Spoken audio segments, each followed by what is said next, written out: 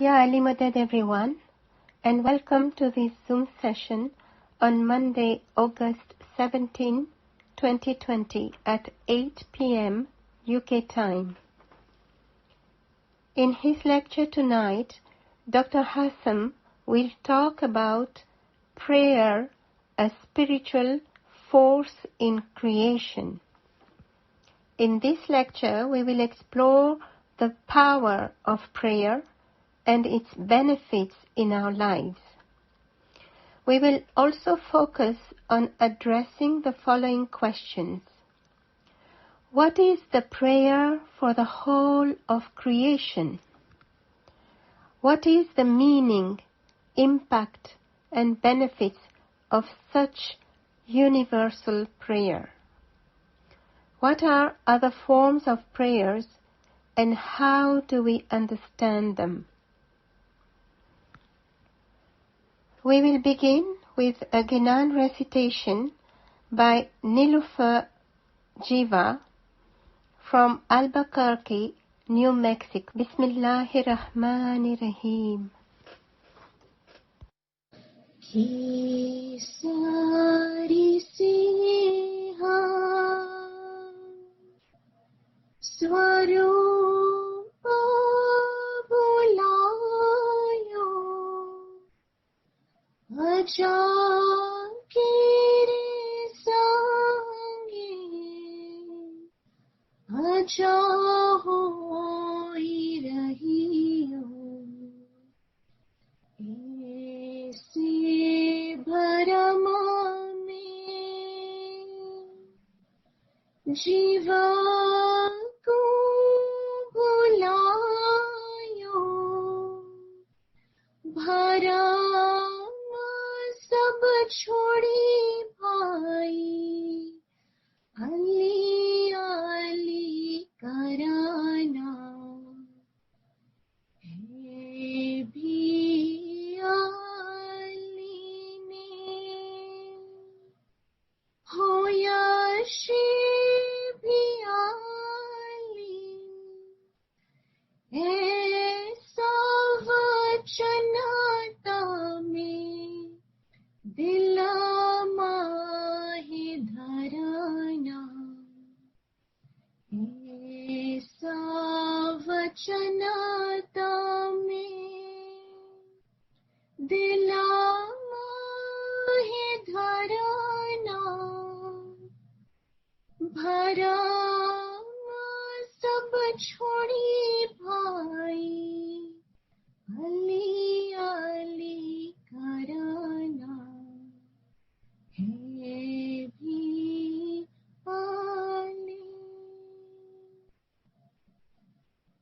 Ichi murashida kamilku sanga kari avi avidya saba jai visari Bato suci dil ki gali bharama sab chhodi bhai Ali Ali karana hai bhi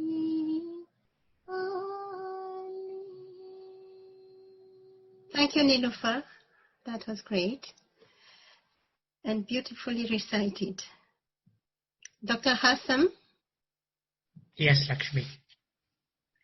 Okay, you're ready to start? I have a minor technical problem just for maybe a minute or so. So just allow me to fix it and then hopefully I can start. Okay, no problem. Thank you.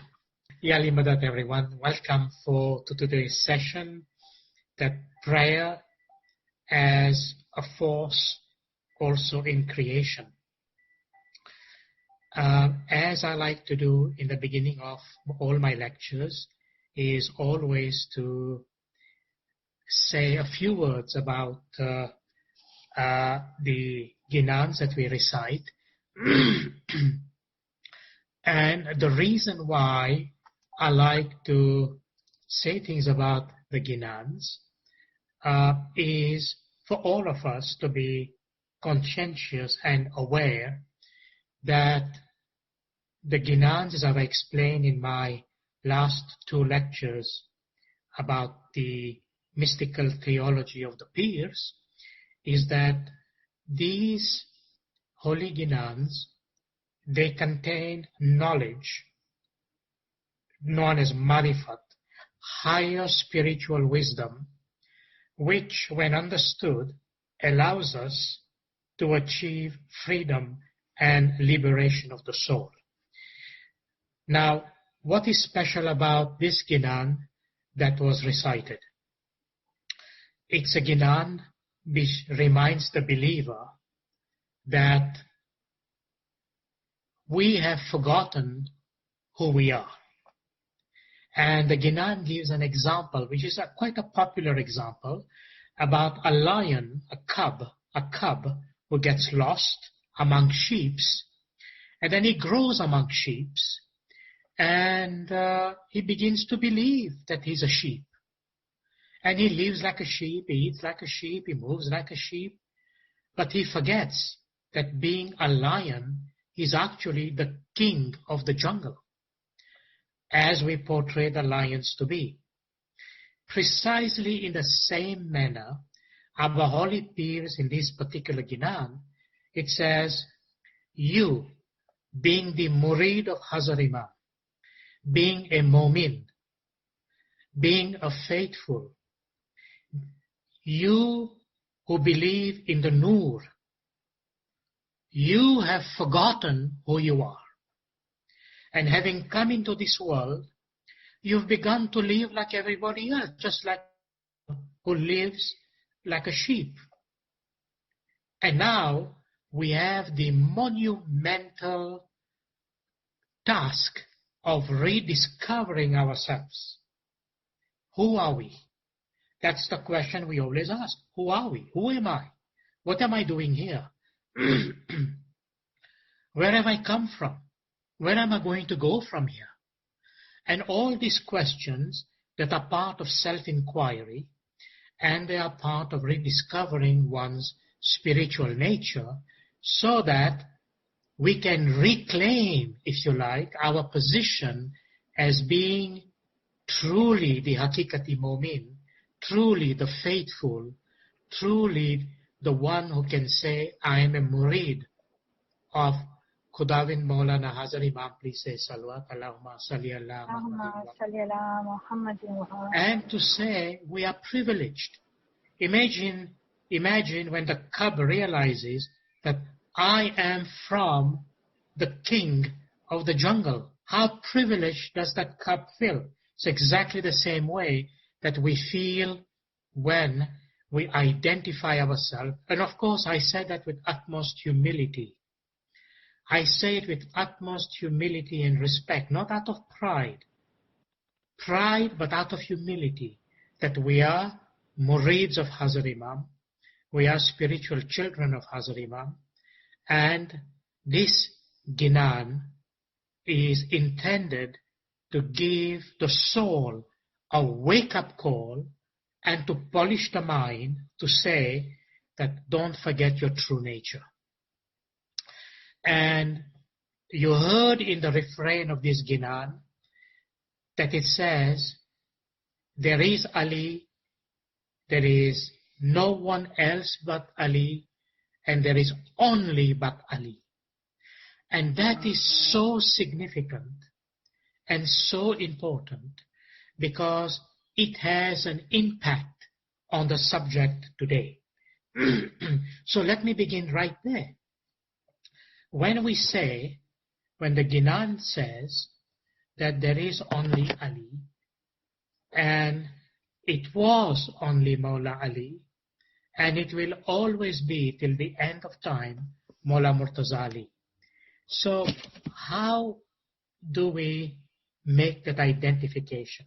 So I want to go back to one of the ginans which I'd like to call our theme Ginan, so to speak, that when we began this series of lectures, we began with this theme Ginan of Haktu Paktu, because it's a small Ginan, 5 verses, and essentially this Ginan, with Mawla's mercy and grace, that was revealed by Holy Pir Shams, this Ginan essentially discloses what we need to know about the whole concept of prayer and why we are mentioning the name of Mawla Murtaza Ali. So I'll quickly read to you these verses which you know, but I think it's important in the context of my presentation. So we begin by saying, and this is of course addressed to Maulana Murtaza Ali sallallahu alayhi wasallam. It says, Mawla Ali, you are the eternal truth. So listen to these words, because they have a very powerful implication on the whole notion of prayers. You are the eternal truth, and you are the holiest of divine beings. To you belongs the dominion of the heavens and the earth. Most gracious also are you, O Ali, you and none else but you. Then the second part goes to say, you are the sustainer of all beings, Mawla Ali, and most merciful are you. The beginnings of all things is from you, Mawla Ali, and the end of everything is unto you. You and none else but you. The third part says, referring to Mawla Murtaza Ali, you have created, and further you have given order and proportion to your creation. Indeed, you brought everything into existence, O Ali, and none else but you, Mawla Ali. And the last part that says, the fourth part that says, you are the originator of the heavens and the earth.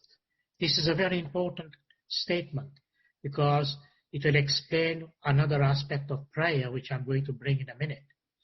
You are the originator of the heavens and the earth, and everything which belongs to dry land and water on this earth.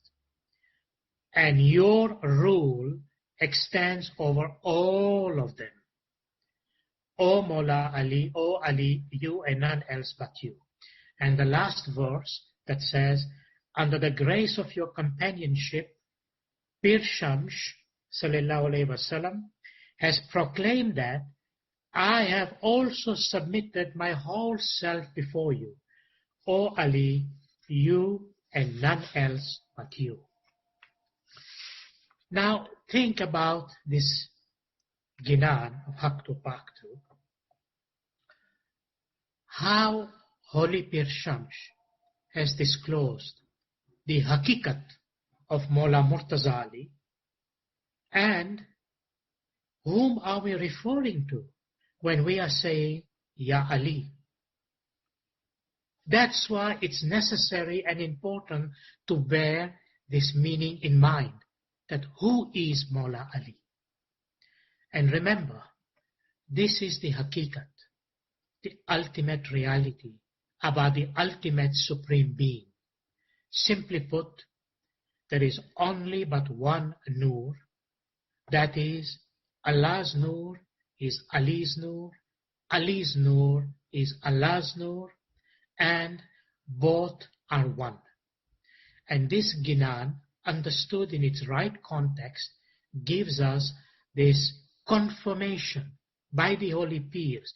Remember in my lecture on the Holy Pir, the Imam said that it is the function of the Holy Pir to give the true recognition, the Marifatullah of the Holy Imam to the believers.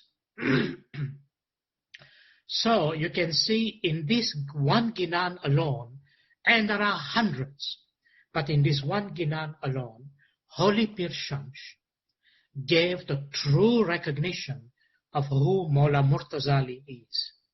So right here, the first thing I want to say to you regarding any and all prayers in our holy tariqah, in our holy faith, all prayers are related to Maula Murtaza Ali Sallallahu Alaihi Sayyallah.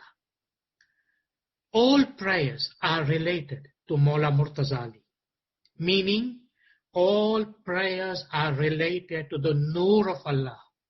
All prayers are related to Maulana Hazar Imam. I have to underline that in the strongest term. All prayers are related directly to Maula Bapa himself. No gap, no intermediary, no other channel, directly to Maula Bapa himself. How so? I shall come to explain in a minute. But for now, what I would like to be able to set as a foundation is to say to you,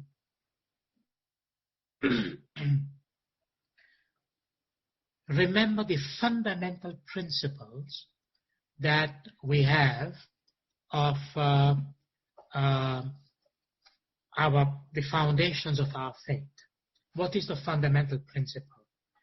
The fundamental principle for all murids universally is the principle of the recognition of the Imam of the time.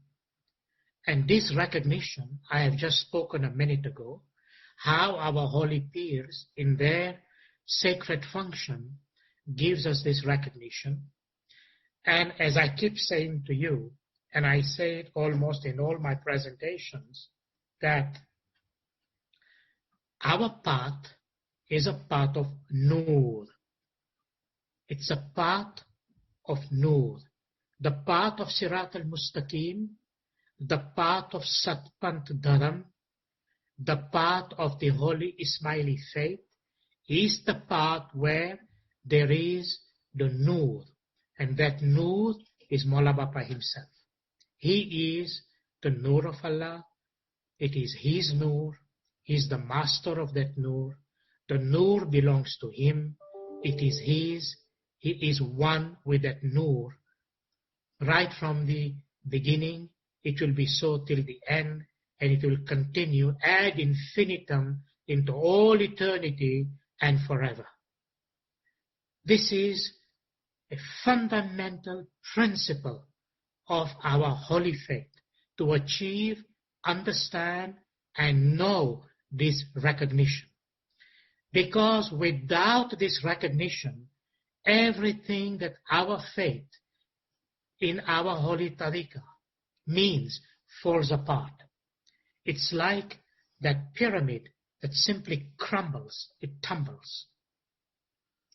So that is fundamental. Within this foundation of the recognition of the Holy Imam, there are two important principles that supports this foundation. The first principle is the principle of descent. And I say that first, not second. It is the first principle. If we are to ensure that we understand the concept of prayer as a spiritual force in creation, then we have to ensure that we constantly remind ourselves of the principle of descent, which is also fundamentally expressed in the Holy Quran as Khums, Ushur Allah, and Zakat. And you already know that this notion of descent is mentioned in the 5th part of our dua. And it is chapter 8, verse 27 of the Holy Quran, Surah Anfal. And it speaks about the trust that a human being have in their hands, which belongs to God. It is the trust of God that belongs to God that has to be returned to God. And that trust, that amanat, is the sacred and holy dasant. And this dasant belongs in the hands of God, which is Yedullah, that we say in the dua, which is the holy hand of Maulana Hazar Imam. It is the holy hand of the Imam. So, simply to ensure that you know this principle, that the principle of the sun is the principle of cosmic equilibrium. What existed before creation, and it will continue till the end, to when this creation ends. And the first law that was created, in pre-eternity, before creation took place, was the law of the sun. And it is to this law we gave allegiance, to the Holy Nur in pre-eternity, that we will abide by this covenant, this promise, this handshake, if you like, where we said we are going to keep our promise to make sure that we, as an act of our love and faith towards the Nur, towards Mola Bappa himself, that the song will be returned, not paid. You cannot pay it because it's not yours. It's returned. It's an amanat. It's a trust that is returned. And that return of that trust, meaning the return of the dasant, the bringing of the dasant in the hands of the Holy Imam, is done in Jamaat Khana, nowhere else. In Jamaat Khana, in the hands of Mukhi Kamariya Sahib, Mukhiani Kamariani Sahiba. Dasant is not any kind of charity or any kind of donation you give. It's not. Dasant is dasant is dasant, and that has to come in Jamaat Khana, nowhere else, in the hands of Mukhi Kamariya Sahib, Mukhiani Kamariani Sahiba. That is our procedure, that is our process. Having said that, and having re-emphasized the whole process and procedure about dasant, the second most important principle is the principle of dua. Because remember, according to the teachings and guidance of our beloved Imam, the dasant is the foundation of the faith, and you know why. But without dua, no other prayers are valid. No other prayers. No other prayers are valid without dua. So we must understand in our mind the significance of this dua. And let me just say a few words, because I'm laying the foundation to understand prayer. Now, I want to be clear, today, in this talk, I am not giving a talk on the dua itself. I've done that elsewhere. I'm going to perhaps redo that again in a series, into this series of lecture down the road. But for now, the purpose of this lecture, as it was announced and read by Lakshmi, was to answer some of those questions. And the context of this talk is the various tasbihs that we recite, which in fact constitutes an expansion of the whole notion of prayer at the esoteric level, at the personal level, and at the intellectual level. So we are coming to that, but this foundation is important because when we are reciting tasbih, like everything in life, everything in the world, everything in spirituality, you have to have a foundation to build things upon. Otherwise, everything is bound to collapse. So, in that sense of the word, excuse me, I got a dry throat. In that sense of the term, the foundation is important so that we know when we are saying our tasbihs that has a basis by which we understand it. Now, what is so significant about the holy dua that we recite every day, which is obligatory? It's an obligatory act. And let me summarize it for you to say. First and foremost, this holy dua is prescribed. It is prescribed by the holy Imam of the time. It is Maula Bapa himself who has prescribed the dua. So it is coming from the Imam. And what is the meaning of that? What is the difference between what is given by the holy Imam and that which is not? This is very important for us because often enough, I don't say everyone, but often enough, we have a tendency to go away thinking that we have found something new, and we forget that within the context and practice of our faith, there's nothing missing there, but we have to understand what it is. So the difference between what is given by the holy Imam and that which is not is this. Now, in the case of our dua, the dua, first of all, is supercharged by Hazrat Imam's holy Noor. That's a foundation. Secondly, the dua is blessed by Hazrat Imam's divine and holy command, Amra, meaning it is this divine command which makes the dua valid, because it is by the holy command, meaning holy farman of Hazrat Imam. Thirdly, the holy dua is infused, it's covered, it is inundated with Maula Bapa's mercy, his divine grace and mercy. And fourthly, the dua itself is radiant with Hazrat Imam's divine grace. Now,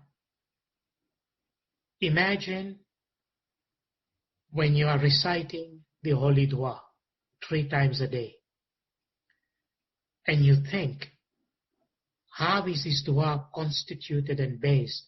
What does it contain inside? What happens when we recite this holy dua? And how should we recite it? This is the foundation. And sometime, we may be astonished how quickly we say this dua, how mechanically we say this dua, how sometime, I don't know what to say other than saying that we say it in such a way that we want to quickly get rid of it, so we've said our dua. We forget what this dua contains. What is this holy dua the Imam has given us? And only if we knew what our beloved Imam is telling us about the sacred content of this dua, the power this dua has, the miracle that this dua can do, we would change our whole optics and perception, and in fact, our way of practice about our dua. So, these foundational statements about the dua constitute the foundation of all prayers in our dua. And having said that, this is the basis by which we would like to ensure that all the prayers Maula Bapa has given us contains the same elements. I hope that you will remember them. There is the element of Noor, the element of the Imam's Amra, command, the element of Imam's mercy, and the element, the radiance of the Imam's grace. All these are important for a prayer to become effective and a prayer to become fruitful. Now, let me say a few things about the whole notion and principle of the concept of prayer. Now, as I mentioned to you, that this particular lecture is specifically related to some tasbihs. So I'm not going to go very deeply into the metaphysical and the spiritual significance and wisdom of the theory of prayers, spiritually speaking. I will mention some things, but in a future lecture under a different title, we will take on that topic, because there are so many elements, it's not possible even in 3 lectures to complete it. But for today, if I can set some foundation, it would be significant for the future. So, what can we say about what is the meaning of the word prayer? We use that word all the time. It's used by almost all faith traditions around the world, and the notion of prayer is not uncommon to any and all religion. But when we speak about prayer, a kind of dictionary definition of prayer would be to ask earnestly, humbly, or supplicatingly, to beseech, to make devout petition, to ask for something as a favor. Remember this. To ask something as a favor or act of grace. To make a devout and humble supplication to Mawla. To ask. To call for help. Or to call for aiding someone. To call for divine assistance, divine intervention. Now, prayer is not only petitioning for some material benefit, but is also an act of praise and adoration. Remember this. So prayer has these components. It's not only simply petitioning, meaning to supplicate, to ask earnestly and humbly, to beseech, to seek divine help and intervention, but it is also an act of praise and adoration, also an act of gratitude. It is also and preeminently an act of discourse between the individual and his creator, communion with God, so to speak. So, prayer can also be, if you like, a symbol of aspiration after ideals and of the acts of devotion and sacrifice which are to secure safety of the soul. Very important concept. To secure safety of the soul. It's also included, embedded into the notion of prayer. So prayer is a symbol of aspiration. The supplication, what do I mean by aspiration? I'll explain that more as I go along. Aspiration means that it is a supplication of the lower for spiritual advancement. So we are speaking about matters of the soul. Now, there is an interesting passage in the Bible that I like to quote because it's one that reflects all across the board. And it says, "For everyone that asketh, receiveth, and he that seeketh, findeth, and to him that knocketh, it shall be opened." This is in the chapter of Luke, section 11, verse 10. So it says basically, ask and you shall receive. That's also that statement in the Bible. And he that seeks will find it. And the one who knocks, the door will be made open. Isn't that an amazing wish? That is what everyone wishes when we speak about prayers. We want our prayers to be heard and to be responded to. So, what is it that we mean by the word aspiration? Now remember, I'm still in this section, what I say, I am defining the notion of prayer. So aspiration is a symbol of expression or reflection of the divine life onto the lower plane. And I mean the lower plane of the soul. It is the yearning. It is the thirst, the yearning within the lower nature to communicate and be one with his Creator, to be in union with that which is higher than oneself, meaning one's spirit. That is fundamentally the notion of aspiration. We are seeking to elevate ourselves to a plane of realization whereby we seek security for our well-being in this world and that of the soul, and to have this security blanket from our Creator to us. Just as when a mother wraps the child on that blanket and the child feels so welcome, so secured that nothing in this world would take the joy away from the child. And this is what we mean by the seeking and that yearning that comes from that aspiration of prayer.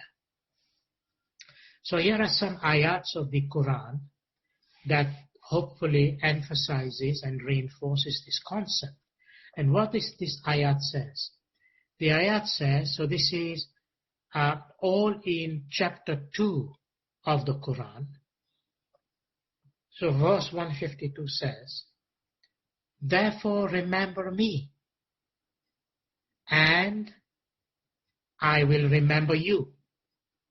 Give thanks to me, and reject me not. Look at the words. Therefore remember me, I will remember you. Give thanks to me, and reject me not. So here, Allah says in the Quran, when I say Allah, remember, we are talking about Noor of Mawla Bapa himself. The Noor of Mawla Bapa. Allah says in the Quran, meaning Mawla Bapa himself, remember me, I will remember you. Next verse, 186. And when my servants question thee concerning me, then surely I am nigh. I answer the prayer of the suppliant when he crieth unto me. So let them hear my call, and let them trust in me, in order that they may be led aright.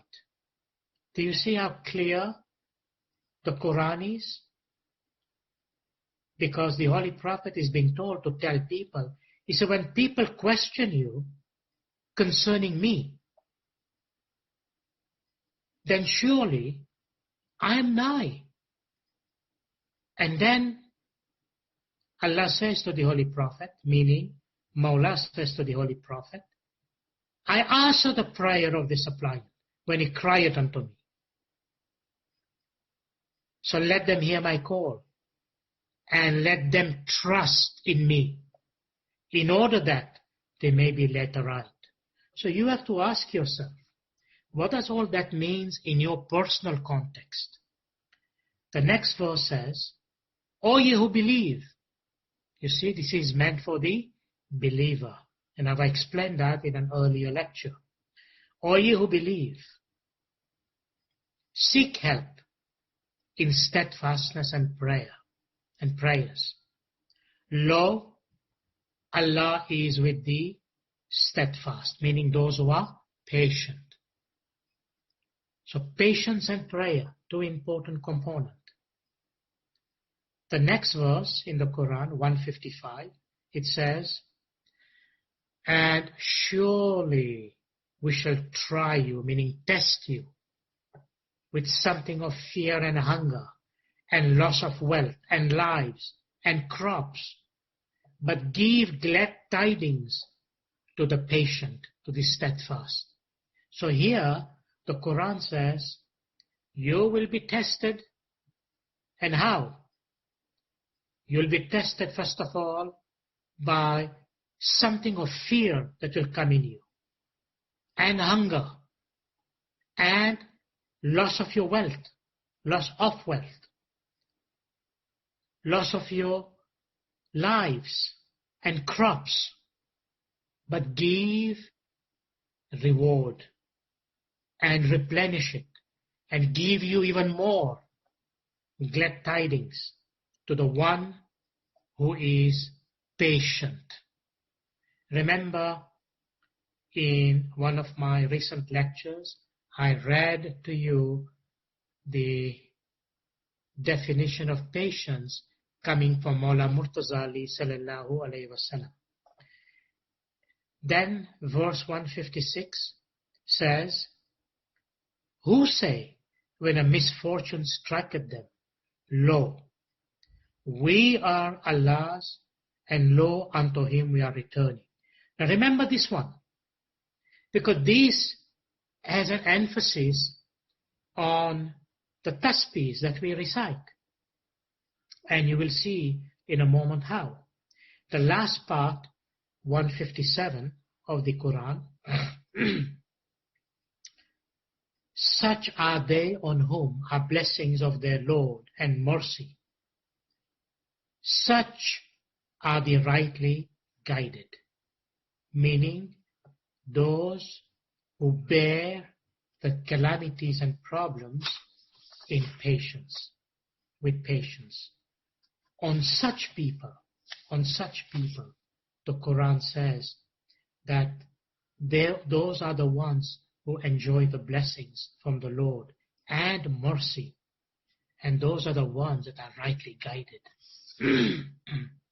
This is so fundamentally important, because people are people, and we deal things humanly, and in the human capacity, we seem to think we have all these control that you can exercise, and when it doesn't happen your way, then you want to go and do things that are horrible to yourself and to other people.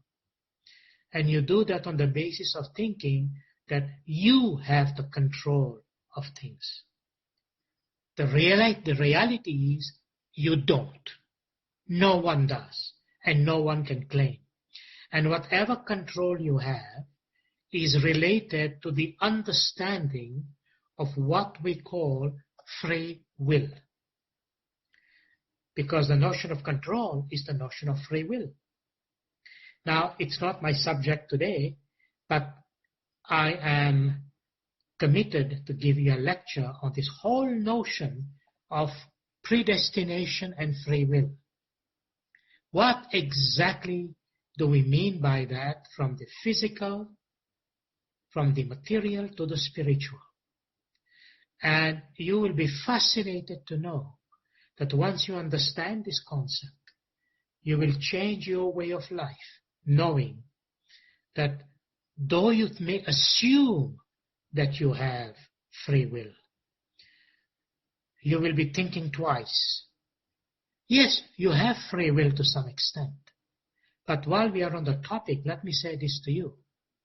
Did you know that there have been scientific experiments beyond a shadow of doubt to try to explain the notion of whether the human being actually has free will. And I'm talking totally at the level of science, at the level of neuroscience, at the level of the brain. What have we done? Measurements. Because, there are people who like these empirical figures, and thank God there are some experiments that have been made that are very reflective of the notion how spirituality tells us about free will. So, with Mawla's mercy and grace down the road, I hope, if Mawla wills, to present a topic like that, so we understand better our position spiritually vis-a-vis creation and our own. Now, in continuation, let me read this paragraph from Hazrat Imam Sultan alayhi salam related to zikr. Look at what the Imam said. Now remember, we are speaking about tasbihs, we are talking about zikr and so on. So this is zikr, and I'll have something more to say as we move along. Imam Sultan alayhi salam says, and I quote, listen to this carefully, because I think we really need to emphasize where we are at. And as I read this, I want you to take your mind back to the beginning of this lecture when the Ginan was recited and what I have explained. The Ginan that Nilufer recited, Kesa the Saints Sarupa Bulayo, as I mentioned to you, in our holy faith, our peers remind us, who are you? You've forgotten who you are. So look at this paragraph by Imam Sultan Muhammad alayhi salam, sallallahu alayhi wa sallam. Our beloved Imam says, first of all, you are Muslim. From that stage, you have gone higher up and you are an Ismaili. So let me stop right there. The Imam, what does the Imam say? First of all, you are Muslim. Then you've gone to a higher stage and you are an Ismaili. Remember the meaning of the one who says we submit in the Quran and the one who says I believe and those who are faithful? The difference between Iman and Mu'min, Muslim and Mu'min. Try to remember those definitions. First of all, you are Muslim. From that stage, you have gone higher up. You are an Ismaili. Now, Islam has many forms of prayers. Ismailism in prayer go to a higher and higher spiritual life till the supreme spiritual life immediately reached after that by union, as soon as the day comes when the real calls the apparent to itself. The real calls the apparent to itself. Where the apparent, the real is Mawla Bapa himself. And did you follow what I just read from the Holy Imam? The Imam says in our prayer, the endeavor in prayers is to go to a higher and higher spiritual life until the supreme spiritual life immediately reached after death by union, as soon as the day comes when Mawla calls you. Remember the verse I always quote. There are many, but because I'm making that as a habit with you when I speak and when I give my lectures, Kul al-Ruh min amra Rabbi. The soul, the spirit, the ruh, the atma is by the command of Mawla, by the Lord, by the command of the Lord. Then Imam Sultan Muhammad Shah continues, but Islam first and Ismailism much more so insist on actions. Without action, faith is useless. Always remember this. These are the words of the Imam. Without action, faith is useless. Without action, prayer becomes pride. Then our beloved Imam says, with entire absorption in the work during the day, and then higher prayers at night, a new life may come, provided the two occupations are total. So concentrate all your free time and thought to this end. Maulana Imam Sultan Muhammad Shah Sallallahu Alaihi Wasallam. Please say salawat. Allahumma salli ala Muhammad. Now, this particular verse, couple of things needs further elaboration. Islam first and Ismailism much more so insist on actions. Without action, faith is useless. Without action, prayer becomes pride. Remember these. What are these actions? First is dasam. Secondly, dua. These are the actions. Without these actions, faith is useless. And prayer simply becomes pride if you don't have this component in place. Now, our beloved Imam Shah Mustan Sribila has also explained to us and said that first comes knowledge, then comes action. Hence, we try to understand many things in the practice of our holy faith so that the knowledge that we have will help us perform the right action, so to speak. But remember, and I keep reminding you, everything we do in the faith, in the context of our tariqah and the tariqah practice, in the context of what we worship, has to be completely, I underline again, completely according to the holy farman of the Imam of the time. Please say salawat. Allahumma salli ala Muhammadin wa ala Muhammad. And do not say that you do not know or you do not have access to the holy farman. I have said it before, I am repeating right now, that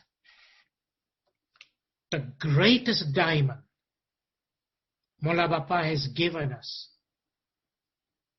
in the Diamond Jubilee period, and as a gift and remembrance of this Diamond Jubilee, the greatest, most significant, valuable, irreplaceable, illuminating, most valuable in the whole of creation, are the holy and sacred Diamond Jubilee Farman that Mola Bapa has made available to the Jamaat worldwide. And do not say you have an excuse to say that you don't have them. Do not make an excuse to say that you did not know the holy farmans of our beloved Imam. If you don't have them, listen to them in Jamaat Khana, because farmans are read every day. Get them, obtain them, read them. I have spoken about this before. You can look at into my earlier lectures. But this is fundamental, because without that, you will have no direction which way to go, how to practice the faith, what to do and what to say. So, bear this in mind as a foundation. So remember where we are at into this context. We are at a point whereby we are saying that the whole notion and concept of prayer in our tariqah is linked with the nur of Mola Bapa himself, meaning Mola Bapa himself, in every sense of the term. and in every way. Now, let me come to some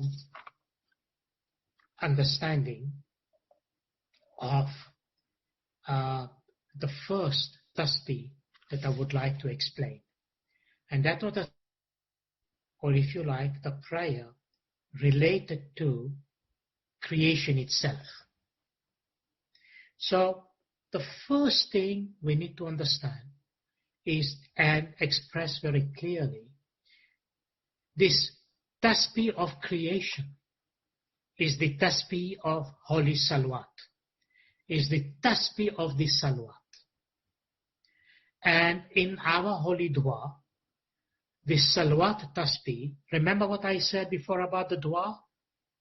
It's got what? The nur of Mawla Bapa infused with Hazrat Imam's Amra, the divine command, farman of the Holy Imam. It contains Mawla Bapa's mercy and grace and everything the Imam wishes for us in the Holy Dua as a miracle into this life. And truly I tell you, it's a miracle. And I will explain that to you in one of the future lectures, so I don't have time today because I want to get into this basis of the tasbih. So the first tasbih is this of the salawat. And in our dua, we say, Allahumma salli ala Muhammadin al-Mustafa wa ala alihi al-Murtaza wa ala al-aimati al-adha wa ala hujjati al-amra sahibi zamani wal-asra imamin al-hazir al-mawjood Maulana Shah Karim al-Husaini. We are saying in this part of our dua, O Allah, Nur. Remember, every time we say, O Allah, Allah is the Nur of the heavens and the earth. O Allah meaning Nur. Ya Mawla, O Nur, let your peace be on Muhammad the chosen, and on Ali the favorite, and on the Imams the pure, and on the evidence of your authority, the Lord of the time, the Lord of the age and time, Sahibul Zamani wal Asla, our present living Imam, Maulana Shah Karim al-Husaini Ali Sayyidullah. This part of the dua is, what is that? The salawat in the dua. And what is it that we are saying in this particular part? Why is this a prayer unto the whole creation? Now, while I come to that point, let me give you some historical aspect so that we can make sure we have clarified that. And as a result of that clarification, we can then go into the inner aspect. So, in the Holy Quran, in continuation of this, in the Holy Quran, it is said, Lo, Allah and His angels shower blessings on the Prophet and on his progeny. Let me reread this. In the Holy Quran, on verse 33, chapter 33, Surah 33, verse 56, it says, Lo, Allah and His angels shower blessings on the Prophet and his progeny. O ye who believe, ask blessings on him and his progeny, and salute him with a worthy salutation. So,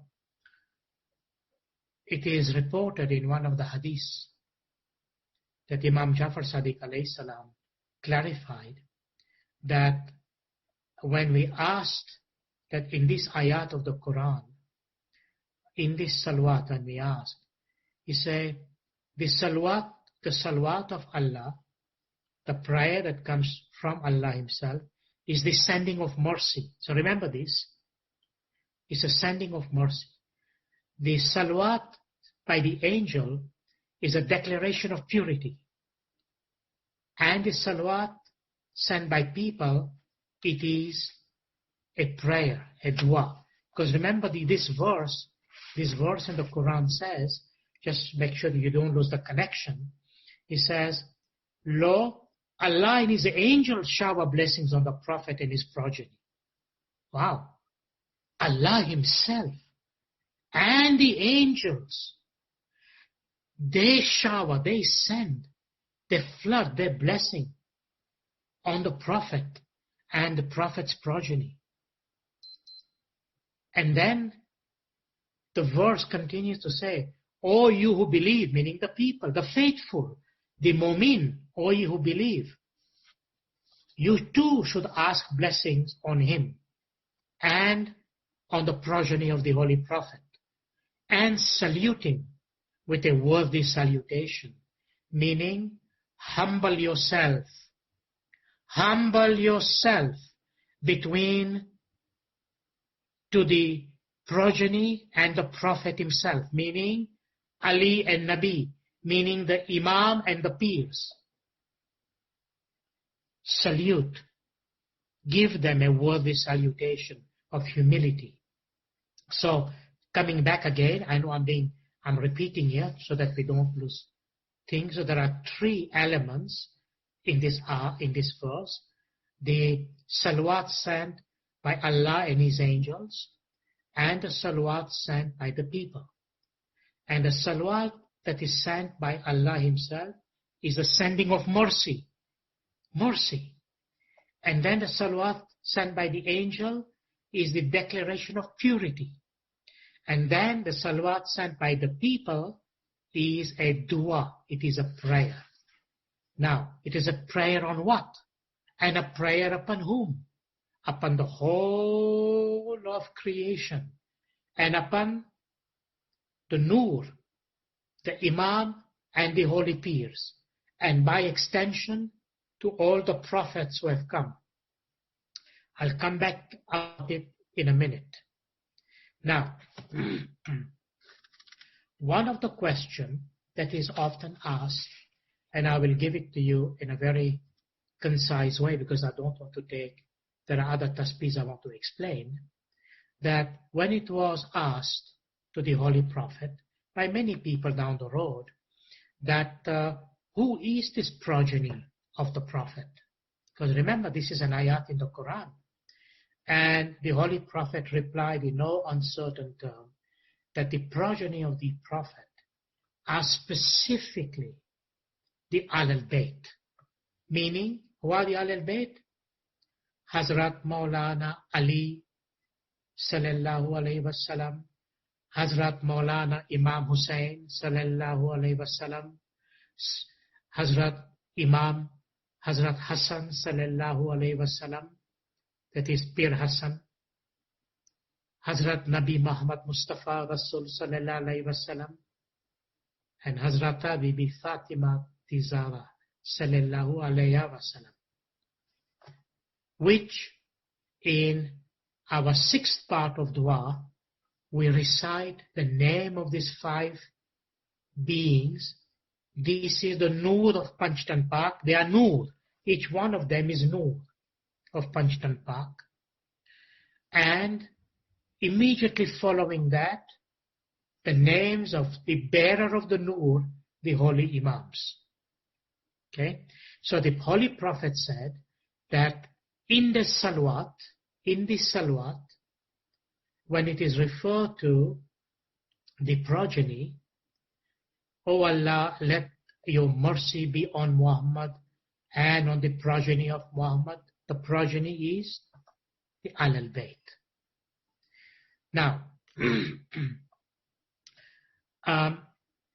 something that might interest you, just by the way, nothing that you have to remember, but you know, when the Holy Prophet was asked about the salawat, so there is a form of salawat that is more inclusive that the Holy Prophet spoke about. Not to say that the salawat that we say is not, it is, but this is how the Holy Prophet had explained when he was asked what this salawat constitutes by way of explanation. So he said, Allahumma salli ala Muhammadin wa al Muhammadin. Let me repeat, sorry. Say, Allahumma salli ala Muhammadin wa al Muhammadin kama salaita ala Ibrahima wa ala ali Ibrahima innaka hamidun majid. O Allah, let your mercy be on Muhammad and on the progeny of Muhammad, just as you sent your mercy on Ibrahim alayhi salam and on the progeny of Ibrahim alayhi salam. You are the owner of praise and the owner of glory. This is the kind of complete salawat. So from this salawat, the Holy Prophet, and based on the verse of the Quran, we have taken the salawat that we recite, Allahumma salli ala Muhammadin wa ali Muhammad. Just to give you that historical and theological link. So, many people ask, and I want to respond to this question, that how is it that we are saying in this salawat here that when we translate this salawat, we are saying that, O Allah, Allahumma salli ala Muhammadin wa ali Muhammad, O Allah, send your blessing, send your mercy, send your grace upon Muhammad and on his progeny. And I've just explained the progeny means the Imam, means the descendants of the Holy Prophet, meaning the Ahlul Bayt. So the question people ask, well, why do we need to send this blessing on the Imams? We don't. You have to understand this in the right context. Now this is still part of the historical part. So as I explained this, two things needs to come into being. Remember that the Holy Quran said, and this is in verse 21, 107, it says, O Muhammad, we sent you not, O Muhammad, save as a mercy for the whole of mankind. Holy Prophet Muhammad is known as Rahmatul lil Alameen. Rahmatul lil Alameen, a mercy unto the whole mankind. What does that mean? Now this is very important to understand the salawat in terms of the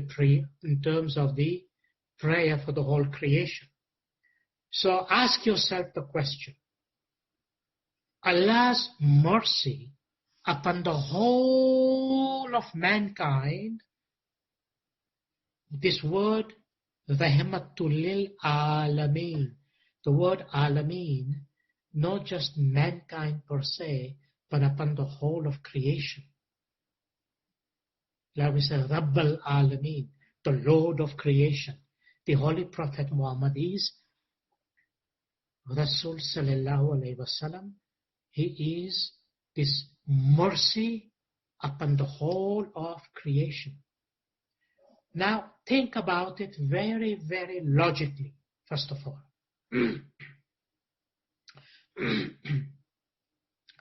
Think about it very logically.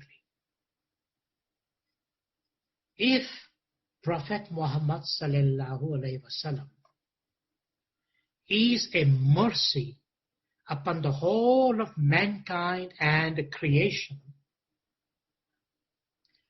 then did that mercy not exist before when Prophet Muhammad Sallallahu Alaihi Wasallam was born?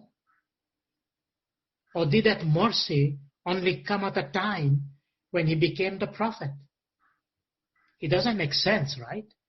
I mean, you got to agree logically that mercy must have existed. But in the context of the Quranic revelation, we say during the time of Holy Prophet Muhammad Sallallahu Alaihi Wasallam, Allah Almighty says that Holy Prophet Muhammad is a mercy unto the whole creation and unto the whole of mankind. So was mankind not existent before the time of Holy Prophet Muhammad sallallahu alaihi wasallam? Of course they were there. This is the reason why I explained to you in my last 2 lectures on the mystical theology of the holy peers. Or remember I said to you when explaining that in lecture 1, in the mystical prophetology context, that Holy Prophet Muhammad sallallahu alaihi wasallam said that the whole creation came out of my nur. And the first thing Allah created was my nur.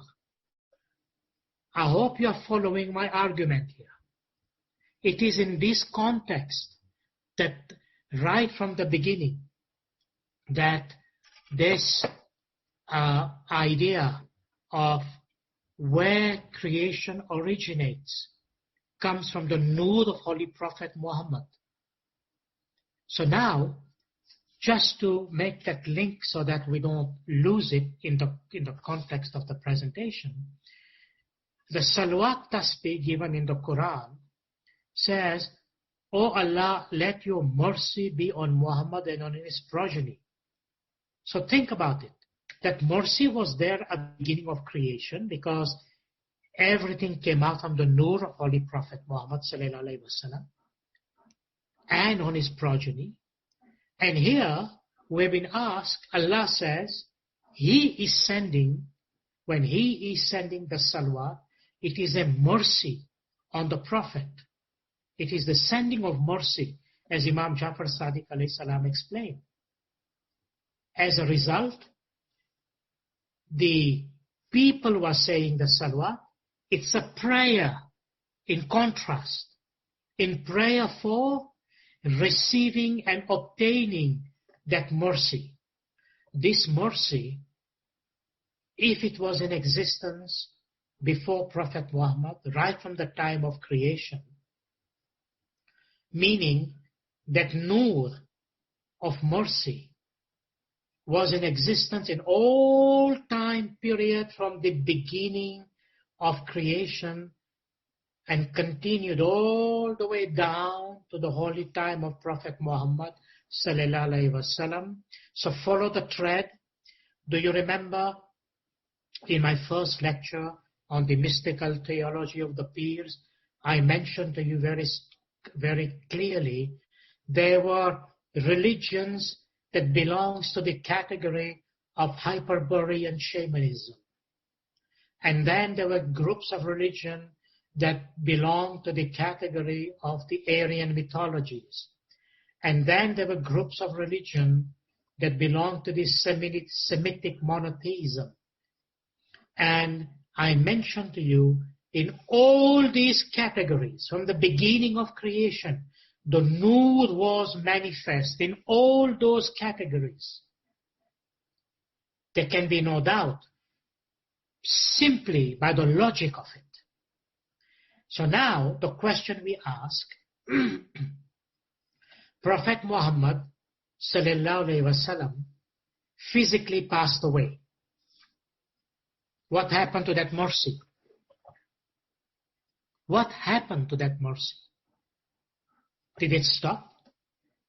Because He is the bearer of that mercy. And He is the source of the manifestation of the whole creation.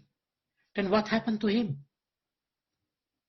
Do you remember in my lecture on the peers, I mentioned to you that holy nur of Prophet Muhammad came down because he was the last prophet, but the first holy peer.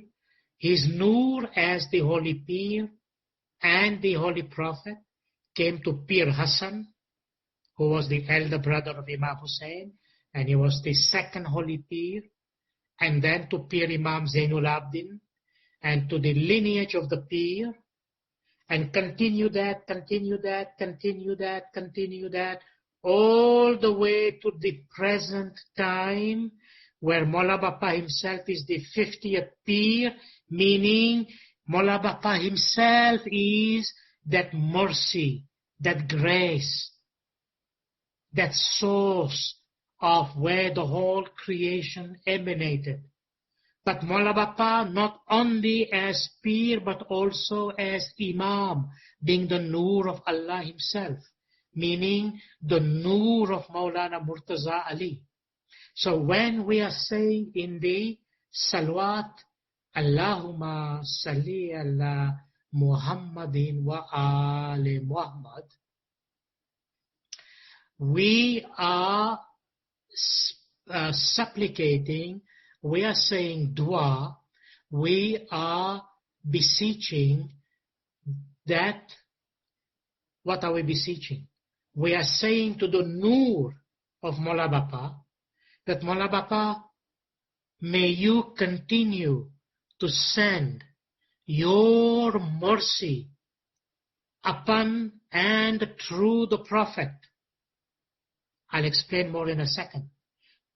Let me go back. Maula Bapa, because you are Noor. Maula Bapa, you are Noor of Allah.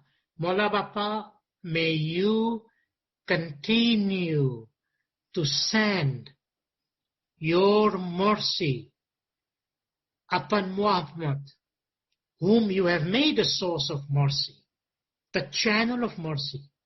Now remember, Muhammad is Holy Peer, last prophet, but first Peer. May you continue to send your mercy upon and through Muhammad. And may that mercy constitutes the progeny, meaning you. May you continue with us physically. Because remember, the progeny of Prophet Muhammad were the Imams. And remember the part of the dua? O Muhammad, deliver to the people, announce to mankind the message that we have entrusted to thee. And if you do not do that, you will have failed to convey his message. And what was the message? To tell the whole of humanity. Look at the word, it was humanity. That the holy Imamat is the continued source of guidance and mercy.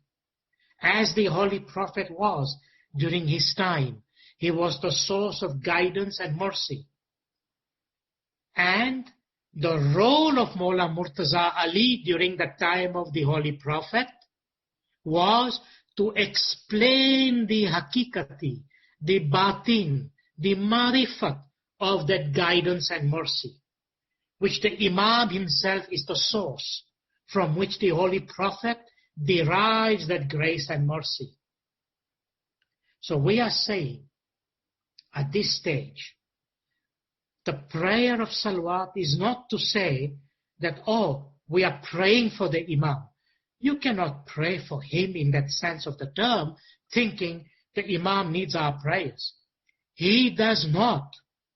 Maula himself is the totality of this mono-reality. He is Tawheed himself. Maula Bapa himself is the supreme being and Noor of pre-eternity and the whole of creation and post-eternity. Prayers are from him. Prayers are supplicated to him. Prayers are earnestly beseeched to him. And from him comes, as the Quran says, I respond to the prayers of my suppliant when he supplicates me. So, don't be under this illusion and delusion, because that is not our meaning that you say that Imam needs our prayer. He does not. He does not. Imam is the supreme Noor. But we are earnestly making dua to Maula Bapa to say, Maula Bapa, you need to stay with us physically. Your Zahiri form.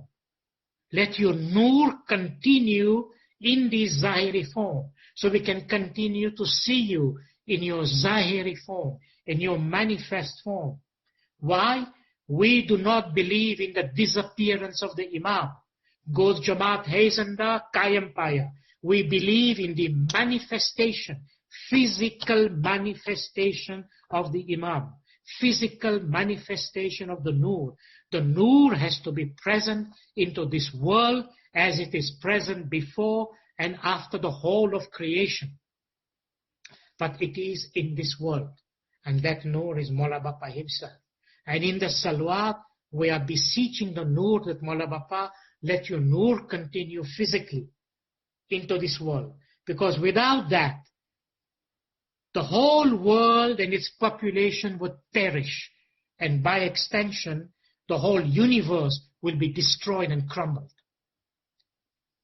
Because everything is sustained by the power of His will.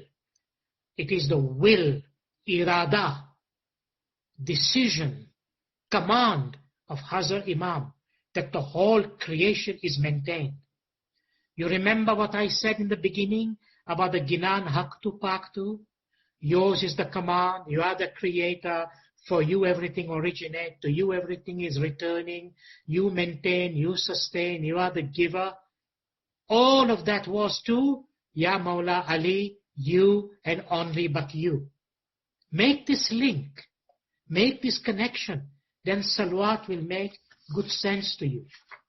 So, if this is clear, there are so many other things to be said about the history of Salawat, but I'm just going to skip that. But three things needs to be brought under consideration here. And what are they? The first thing is I need to remind you of this Hadith al-Qudusi, which explains very well, and let me also, in this context, add the explanation of the connecting link, that how Salawat is the fundamental prayer for the whole of creation, and at the same time, how the benefit that comes to us from what our beloved Imam has explained to us. So, simply to re-emphasize, do you remember when I mentioned to you that the Hadith al-Qudusi means it is the word spoken by the Prophet, the teachings of the Prophet, but actually they are the words of God. Meaning, when we say it is a Hadith al-Qudusi, it means it is Allah who has spoken those words through the mouth of the Holy Prophet. Okay?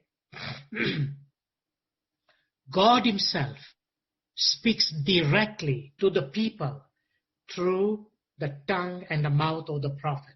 Is known as Hadith al-Qudusi. So what did Allah say? Remember this, it's a very important context. Allah says, let me read you the Hadith. The Hadith says, O Muhammad, if not for thy sake, we would not have created this creation and this world. This means that all was created and came into existence only for His sake. And in another place it is said, if there was no Ali, we would not have created thee, Muhammad. Then our holy peers explain, as I have explained before, the purpose. The holy peer says, now remember, now understand the purpose of creation. The purpose of the creation of the world was to make known that manifestation of the divine beauty and perfection who is in possession of all His attributes. But the holy peer asks, where is the eyes to see and to understand, the ear to understand this, following the path of reason? And then I've explained to you that the Holy Prophet was told, O Prophet, bring to humanity the message that we entrusted to thee, and so on. Do you see the connection with creation, first of all? So here Allah says to the Prophet, had it not been for your sake. Now, what is Allah? Nur. So the Nur is saying to the Holy Prophet, had it not been for your sake, I would not have brought creation into existence. That means, Allah Himself explains, that everything that was brought into existence was for this sake, for the mercy. Because the Holy Prophet is the mercy unto the whole creation and into the whole existence. And then, look what Allah says, had it not been for Ali, O Muhammad, you would not have been created. But Allah's Nur is Ali's Nur. And Ali's Nur is Allah's Nur. It's one Nur. Remember the Ginan Haktu Paktu? Remember the other Ginan? Ale Ali, Islam Shah Raja, Allah Ye Imam. Remember the other Ginans? Ali Anne Allah Ek Kari Jaan Jo. Temahe Shakmahe Nahi Re Lagar. Take Allah and take Ali, make them one. Do not have any doubt about it. Allah says in the Quran, I am the Imam manifest. Wa kulla shayna sanau fi imami mubin. In other words, in this Ginan, Allah HASSAM sabuka. The whole creation belongs to Allah. He says in that Ginan that Allah says, Allah yahi Imam. Allah says, I am the Imam. My point of ensuring that we understand this so that we do not separate the unity part of it. So now, if you understand this part of creation based on this hadith, remember, together with this salawat, there is the notion when I said, when the verse spoke about salutation, and I said it is a humble submission. It is an act of humility and prostration, meaning the act of obedience. It is the act of obedience. And what has our beloved Imam taught us about the notion of obedience? So let me read that to you. Imam Jafar Sadiq sallallahu alayhi wa sallam says, now, again, so that we don't lose the connection. Remember, Allah's Nur is Ali's Nur. Ali's Nur is Allah's Nur. It is one Nur. Ali, to sahi Allah kahiye. Ali ne Allah ek kari jaan jo. Have no doubt about it. Look at the Ginan, Haktu Paktu. And look at the countless other parts of verses of the Holy Ginans where the peers give the holy recognition of the Imam. Now before I continue, I have to make a very important statement, and that is, please always remember that in our tariqah practice, in our tariqah, in the Ismaili Satpant, in the Ismaili Hakikat Sirat al-Mustaqim, we always keep spiritual matters in the heart. In the heart. Just like the heart that gives life to the body, and the heart plays a very significant role from a physiological point of view and from a spiritual point of view. You know what I mean by the heart? In the same way, all the hakikat is always kept in the heart. Is not subject to polemics and debates. You may understand all of this in your own way, in your own level, in your own understanding. And it's perfectly okay. I am putting before you what our holy peers have mercifully disclosed to us about this inner knowledge, this inner understanding of how we understand the supreme reality and the higher spiritual wisdom that is the marifat. After that, it's up to you individually to decide whether you think you have the understanding, the wherewithal, the ability, the knowledge, the search, the inquiry to go to that level. That's up to you. But do not say that the faith that we practice is nebulous, that it is ambiguous.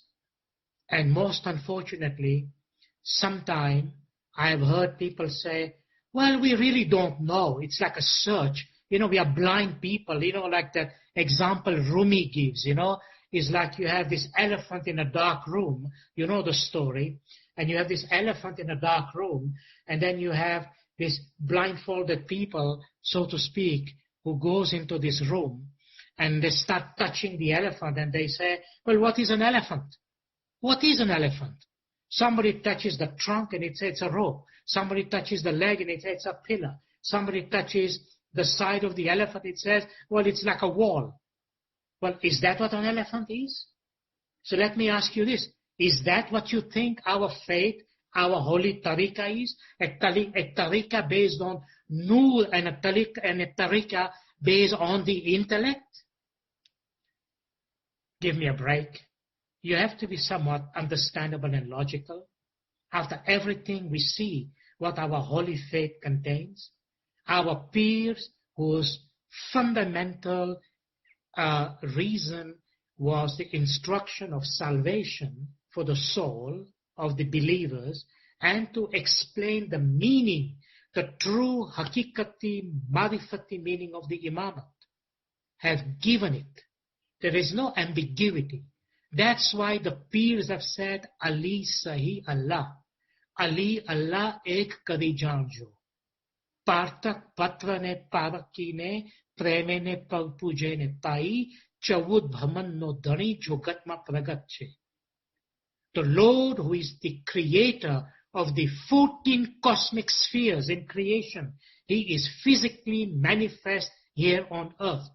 And Imam Shah Mustansir Billah Sallallahu Alaihi Wasallam, in his holy Farman, which is the 29th Peer, the sacred holy Pandiyati Javan Mardi, says that your creator is manifest into this world in a physical form, and the true believer must understand, know, and recognize that. I'm not making this a basis of hiding it as a veil. I understand completely. For many people, it's an enormously sensitive point. But honestly, I will not hide behind the veil and be responsible to tell you that you're being misled, that I'm misleading you by not telling you that reality that is manifest in our holy tariqah. But it is never imposed. It is never imposed. Because our faith is a personal faith, it's an esoteric faith, and it is an intellectual faith. And you can decide at what level you want to understand it. Your personal level, at the intellectual level, or at the esoteric level. You have that freedom. Mola Bappa has given us this freedom. So you decide. But at the esoteric level, this is what it is. And it does not contradict the intellectual level either, just as I am seeking to explain the meaning of this salawat. So, in continuation of that, remember, salawat also has the ingredient of obedience. So, what is this obedience constituted of? Holy Imam Jafar Sadiq, our beloved fifth Imam, Sallallahu Alaihi Wasallam, says, remember, Ali's Nur is Allah's Nur. Allah's Nur is Ali's Nur. When we say God, we are referring to the Nur, Allah's Nur, Imam's Nur.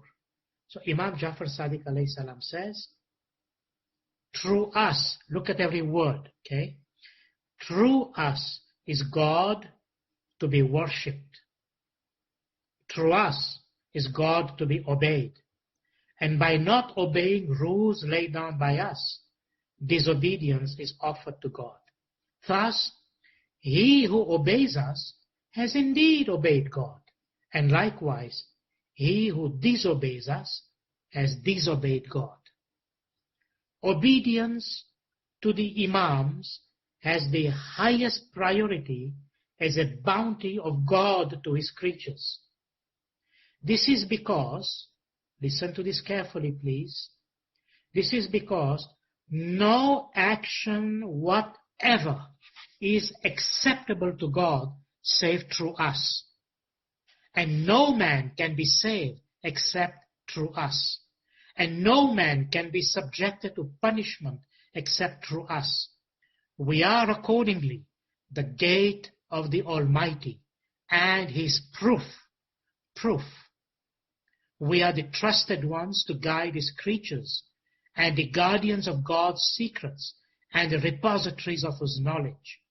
No one who repudiates our claim has a share in the bounties granted by God to man. This is from Holy Imam Jafar Sadiq. Please say Salwa. Allahumma salli ala Muhammadin wa ali Muhammad. In simple terms, there is no acceptance of religion, prayer, action, or anything unless first the Imam accepts it. If Imam has accepted it, then it is accepted. If the Imam is not accepted, then it is accepted. It is useless, valueless. Therefore, it is fundamentally important to remember. That is why I keep saying all the time, our whole tariqah practice is based on farman, meaning what the Imam guides us and what the Imam has accepted. So let me continue because the time is running farther. So a couple of more things about Salawat before I come to that conclusion. So we are saying Imam Sultan Muhammad Shah sallallahu alaihi wasallam, in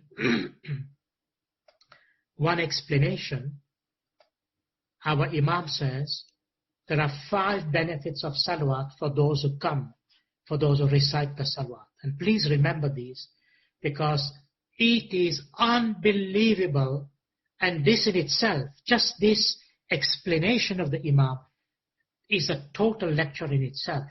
But understand what the Holy Imam is saying. Our beloved Imam says, if you all come to Jamaat Khana, united, like one heart, see what the heart is?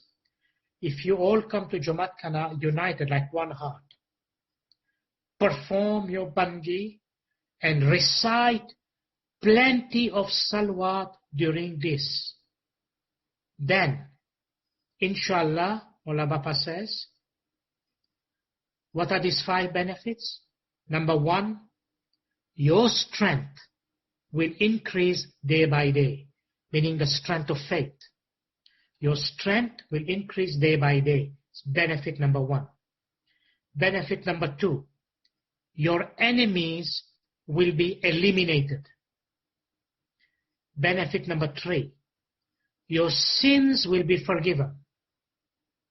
Benefit number 4, you will go to paradise, you will go to heaven,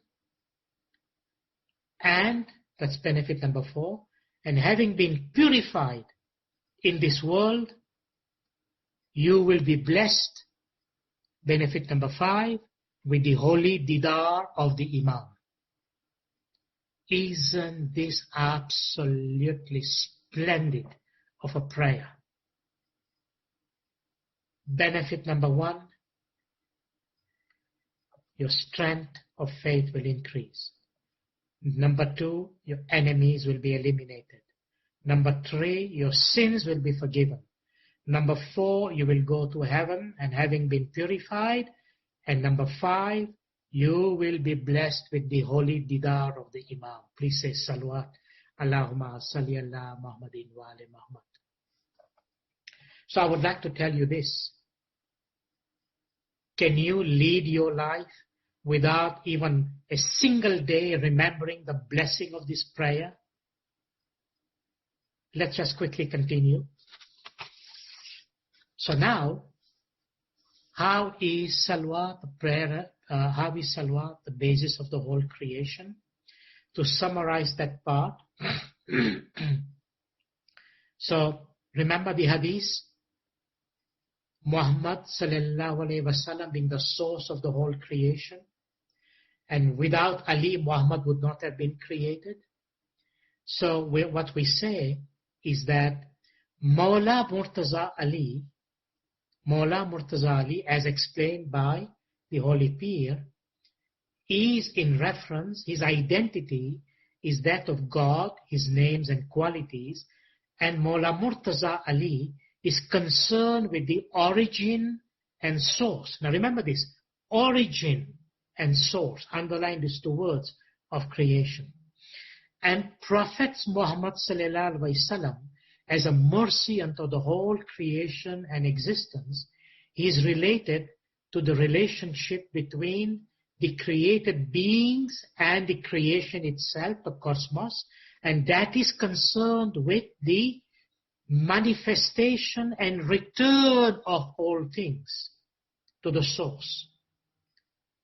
I know this is philosophically a bit difficult, but just understand this, because this is the true meaning of the notion of Tawheed. And one day, in the near future, I shall come back to this in greater detail. But this is how we come to this conclusion.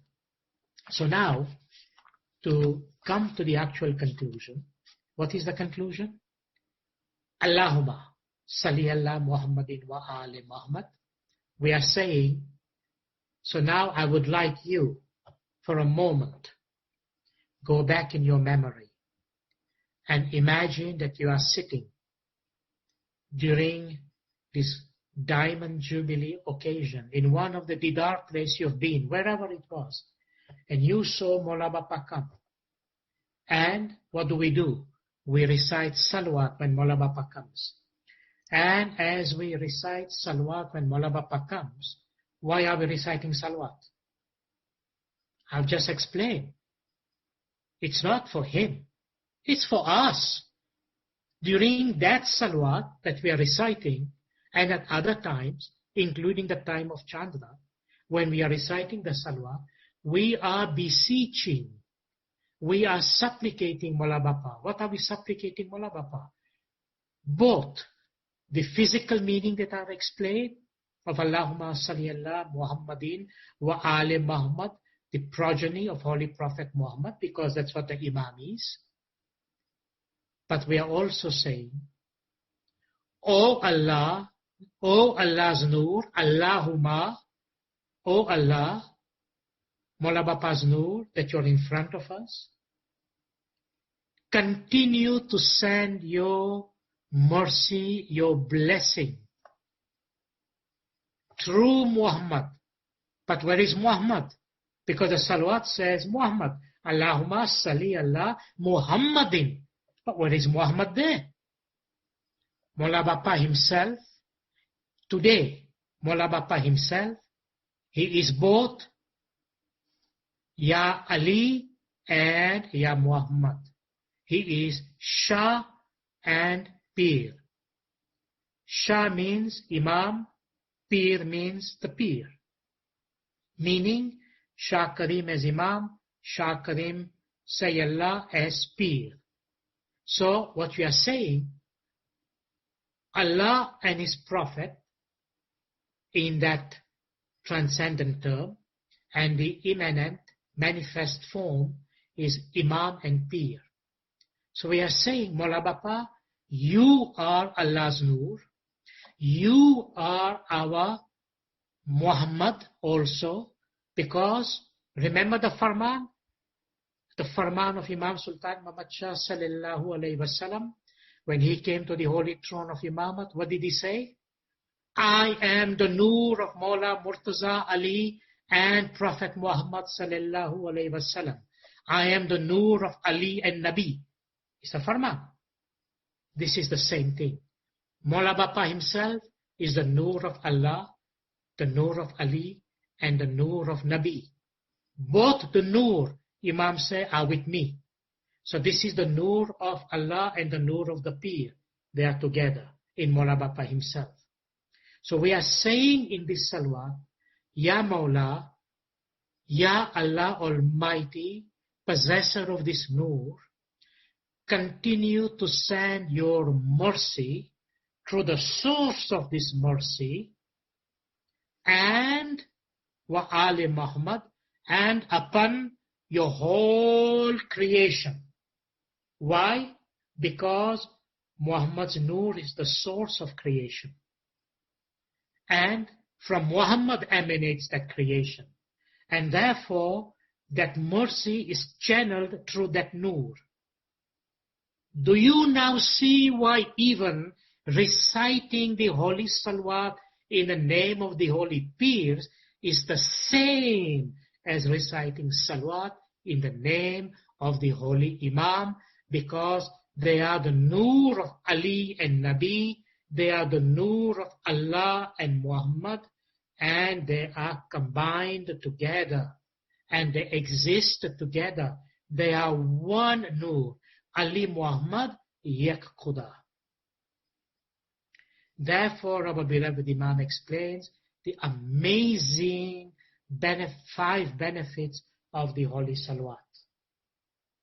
So, if we understand this prayer of Salawat, it is so incredibly amazing to also realize something very important. Now, unfortunately, I'm kind of running out of time and I wanted to explain other tasbihs, but just very quickly, because they relate to this notion before we lose, then I would like to give you one quick example and then bring the session to a close. And then under a different title, perhaps the same title, but as a part 2, we will have a continuation of this, because there are many elements of the notion of prayer that if you were to hear them, how our beloved Holy Prophet Muhammad sallallahu alaihi wasallam is explained, how our beloved Imam is explained, how our Holy Pirs has explained the whole notion of the prayer, I think you will be on cloud 9 to know how when we recite our blessed prayer that comes from the Imam, they are so full of light, radiance, grace and mercy. This is a mercy. It's a blessing of Maula Bapa that we are able to articulate and understand and be part of this mercy. So, one prayer I want to explain, as I have explained just a second ago. And what did I do? Remember, I explained to you just a minute ago that, let me just go back to it because so you make the connection. I mentioned to you Maula Ali, who is the Nur of Allah, which includes everything. Maula Ali means that he is concerned with the origin and source of creation. Okay? So again, remember, origin and source of creation. Muhammad sallallahu alaihi wasallam, the Holy Prophet, is concerned with the manifestation and return. Okay? So again, Maula Ali, origin and source of creation, and the Nur of Prophet Muhammad is concerned with manifestation and return of things to the source. What does that mean in form of prayer? Ya Ali means origin and source. Ya Muhammad means manifestation and return. So this tasbih actually, and it is there in the dua, when we say, Innaka ala kulli shayin qadir. Ya Ali, Ya Muhammad, Ya Muhammad, Ya Ali. This is the complete tasbih. Do you see why we say, Ya Ali, Ya Muhammad, Ya Muhammad, Ya Ali? Ya Ali concerned with the origin and source of creation. Ya Muhammad, concerned with the manifestation and return of things to the source. And then we say, Ya Muhammad, now it's the return part. And then, Ya Ali, back to its origin. I hope you understand this. Ya Ali, Ya Muhammad, Ya Muhammad, Ya Ali.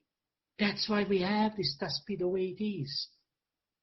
And you will see this concept throughout the Quran, mentioned in many different ways, throughout our ginans and explanation by our holy imams. And that's why this tasbih is so powerful. Now, I have mentioned something earlier on when I spoke about dua, about prayer being a force in creation. I haven't even begun to get into that part, but I will down the road. So simply to say, this is one amazing tasbih, that of Ya Ali, Ya Muhammad, Ya Muhammad, Ya Ali. Now, let me explain something about the force in creation. I have to say something, otherwise my lecture would be incomplete today. But remember, this is work in progress. We haven't by any means completed.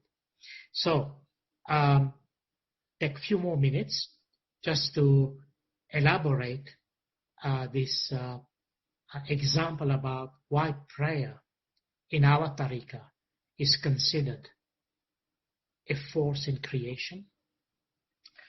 There were certain things I was going to say about the creative aspect of forces, but I will do that in one of my next lecture. But for now, I want to give you the example. And I'm giving you the example in a very short way, cutting out all the other details. But there's a beautiful hadith and story in the hadith of the Prophet. It's the story of the blind man, it's called. And there are many variations to it, but I'm taking the middle course and giving you the story as it applies to the concept of our practice in our tariqah. Because remember, Holy Prophet Muhammad sallallahu alaihi wasallam, during his lifetime, he was the last prophet of Allah to come on earth, but he was also our first holy peer. So when we say salawat in the name of the Holy Prophet, is in the context of both the position, him being the Holy Prophet and him being the holy peer, the first peer. So what happened? One day, the Holy Prophet noticed that, actually somebody came to the Holy Prophet and said to the Prophet and said, O Prophet of God, every single day we notice there is one individual, right from early morning, he sits in the masjid, he sits in the mosque, and this individual the whole day spends in a masjid till evening. And then in the evening, he may seek some help from someone to go back to his home. And the Holy Prophet was kind of astonished. He was kind of surprised that what is this individual doing the whole day in the masjid, praying, praying, praying? What must he be praying for the whole day? So the Holy Prophet, he said, let me go and inquire. He went and inquired to this individual, and he said, I hear that you sit here the whole day praying, and you supplicate the whole day, the whole 24 hours, so to speak, and you only go home at the end of the day.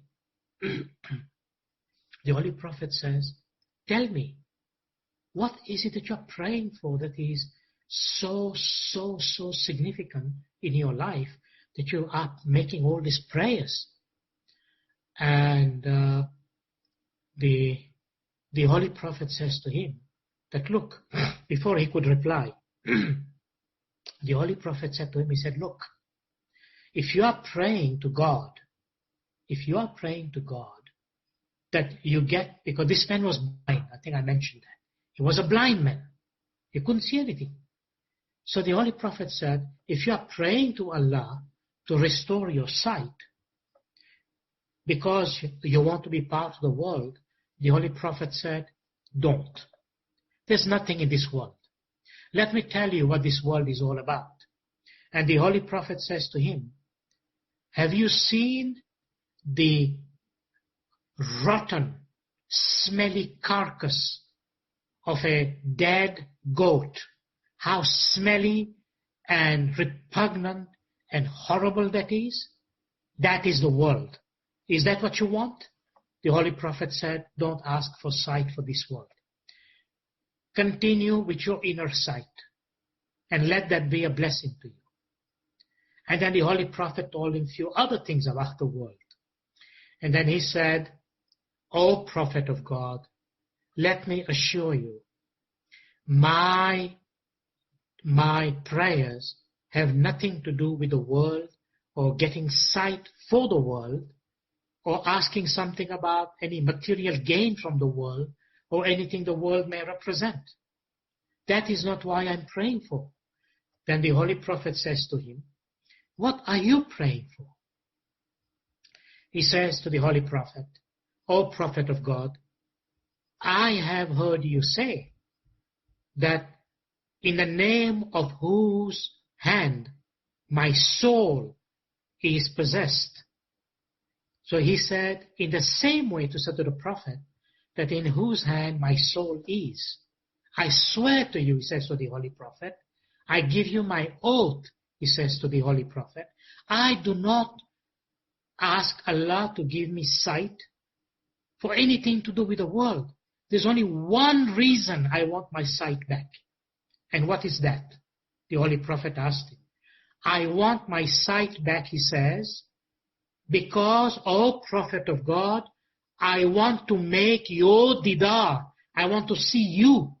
I want to see your holy and divine countenance. I want to have the experience of having my physical didar on you. That is the only reason I am asking Allah to give me back my sight. And that also I'm saying, give it to me only for a limited time so I can see my Holy Prophet, I can see my Holy Peer, and then take back my sight again. And the Holy Prophet was so moved, as we would be moved, right? He was so moved. So the Holy Prophet says, when you are praying with such earnest desire, with such willingness, with such understanding,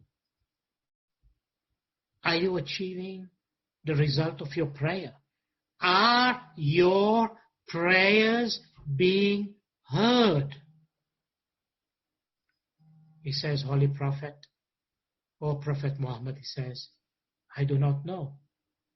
The Holy Prophet says to him, now here is the key point. Here is an example from this example why prayer is a force in creation. But it is one of the many examples I need to give you and an explanation which I have not yet given you, but I will in my following lecture. So what is this? So the Holy Prophet says to him, it may be possible when you are articulating, saying, beseeching, supplicating, earnestly yearning in your prayer for this wish is not being fulfilled. This prayer is not being heard. This prayer is not being responded to.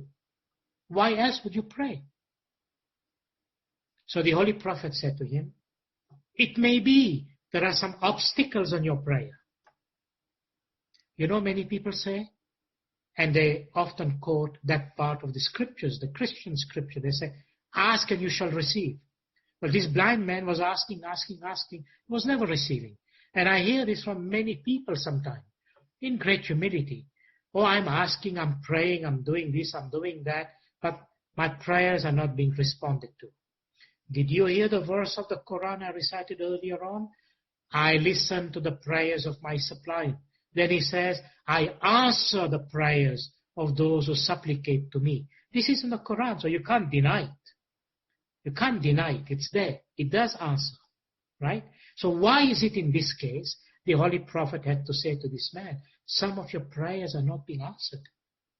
And your supplication, your desire, and so on, it's not being responded to. So the Prophet says, it may well be that there is an obstacle into your prayers. And the Holy Prophet says to him, now listen this carefully. The Holy Prophet says, I am going to teach you a way. It's a secret. It's my secret, the Holy Prophet says. I'm going to teach you a secret how to get response and answers from your prayer. Now remember, the Holy Prophet is the source, is the manifestation, is his concern with the manifestation and return of things to the source, right? So is the nur from which all that creation came to place. And remember the Farman, that they are the highest among creations. Now imagine this very being who's the final prophet of God, the greatest prophet of Allah to come to mankind, and also our first holy peers, is teaching this blind man a secret of prayer. And he says to this blind man, he says, ask Allah to fulfill your wish in my name. In my name. Now today I'm telling you in very short, but I want to bring you the actual words of Hazrat Maulana Murtaza Ali. Then you'll know where it fits. And I'm going to give you the link, with a connection rather, to the dua. So what has Maulana Murtaza Ali said before? Because I'm explaining to you, why did the Prophet say to this blind man to begin with, that use my name. Ask Allah whatever you want, whatever your wish is, and ask Allah, offer Allah your prayers in my name. So what happened? Hazrat Maulana Murtaza Ali sallallahu alayhi wasallam says, he says in the Najul Balaga, he says that whenever you have to ask something, express this blessing in the name of the Holy Prophet, meaning salawat. You say the salawat in the name of the Holy Prophet, meaning you are asking Allah His mercy first before you ask. You are asking Him His mercy first before you ask Him what you want from Him. As if He wouldn't know what you want, right? But understand this in this manner, right? You have to ask His mercy first before you ask anything from Him. And when you ask that mercy from Him, He would be too ashamed in the name of the mercy that He created not to give it to you. So He'll give it to you. And besides, he says that there is nothing that you can ask in the whole of creation that is too big for Him. Because you know what human beings are limited to, right? Needless to say. You would ask that tiny little grain in a beach that contains infinite amount of grace and mercy. But you ask that one thing. That's the limitation of our thinking. So ask in my name. So just to tell you, this is almost like saying to Mola Bapa and says, Mola Bapa, can I ask you something, please? And Mola Bapa said, okay. And then you can say, Mola Bapa, if I ask you something, please don't say no. Say yes, okay? So now let me ask you. And, this is the kind of humility and the kind of relationship and the kind of, how can I put it, love and affection that our holy peers have taught us towards the Imam. And the Holy Prophet sallallahu alaihi wasallam says to this old man, this blind man, ask in my name. Ask Allah in your prayer to grant you your sight for the purpose you are asking. He said, all right. So the blind man goes into prostration. Maulana Shah Karim al-Husaini li zikri sajud. Or you can say, Allahumma laka sujudi wa ta'ati. They are the same. And he goes into prostration and he says, Ya Allah, grant me sight. Allah, you know what you know in my heart. You know in my soul, you know in my mind why I want my sight. I want to make didar of the Holy Prophet that you have sent on earth for our salvation. Let me have his didar. He goes into prostration. He asks in the name of the Holy Prophet. He comes out of his prostration and gradually and slowly, with Allah's mercy and grace, his sight comes back to him. His sight comes back to him. He sees the Holy Prophet's radiant face, resplendent with light. Remember, he is Nur, he's Nur and Nabuwat. He recognizes, he feels that sense of unity with him. He is blessed to see the Holy Prophet. He finds his salvation. And he says to the Holy Prophet, O Prophet of God, O Muhammad, I am completely and totally satisfied. Why I should have my sight in this world. Now please you tell Allah to take my sight back, because for what I have wanted, I am not fulfilled. And the Holy Prophet sallallahu alaihi wasallam tells him that Allah says to me, He never takes away the grace and mercy that He has given. So He has given you back your sight permanently till the end you leave this world. That was what the Holy Prophet said to him. And guess what? In our prayers, meaning our dua, this dua and the earlier dua given to us by Holy Pir Sadruddin, and earlier than that, prayers that are made in the name of the Imam. Remember this. Remember what I read to you from Imam Jafar Sadiq? No action is accepted unless it is accepted by the Imam first. Nothing is valid in worship even. You can do whatever you want, but without the acceptance and will and the intervention of the Imam, nothing is going to be accepted. So, in our holy dua, that is one of the secrets given to us by our beloved Imams that has existed in centuries in the structure of our prayers. And what was that? What was that? That is the part of the dua when we recite today. And please put that into context when we say, Allahumma bihaqi Muhammadin al-Mustafa wali'ini al-Murtaza wa Fatimati Zahra wal Hassani wal Hussein. Sorry, this is the Panchtan Pak. It is before that.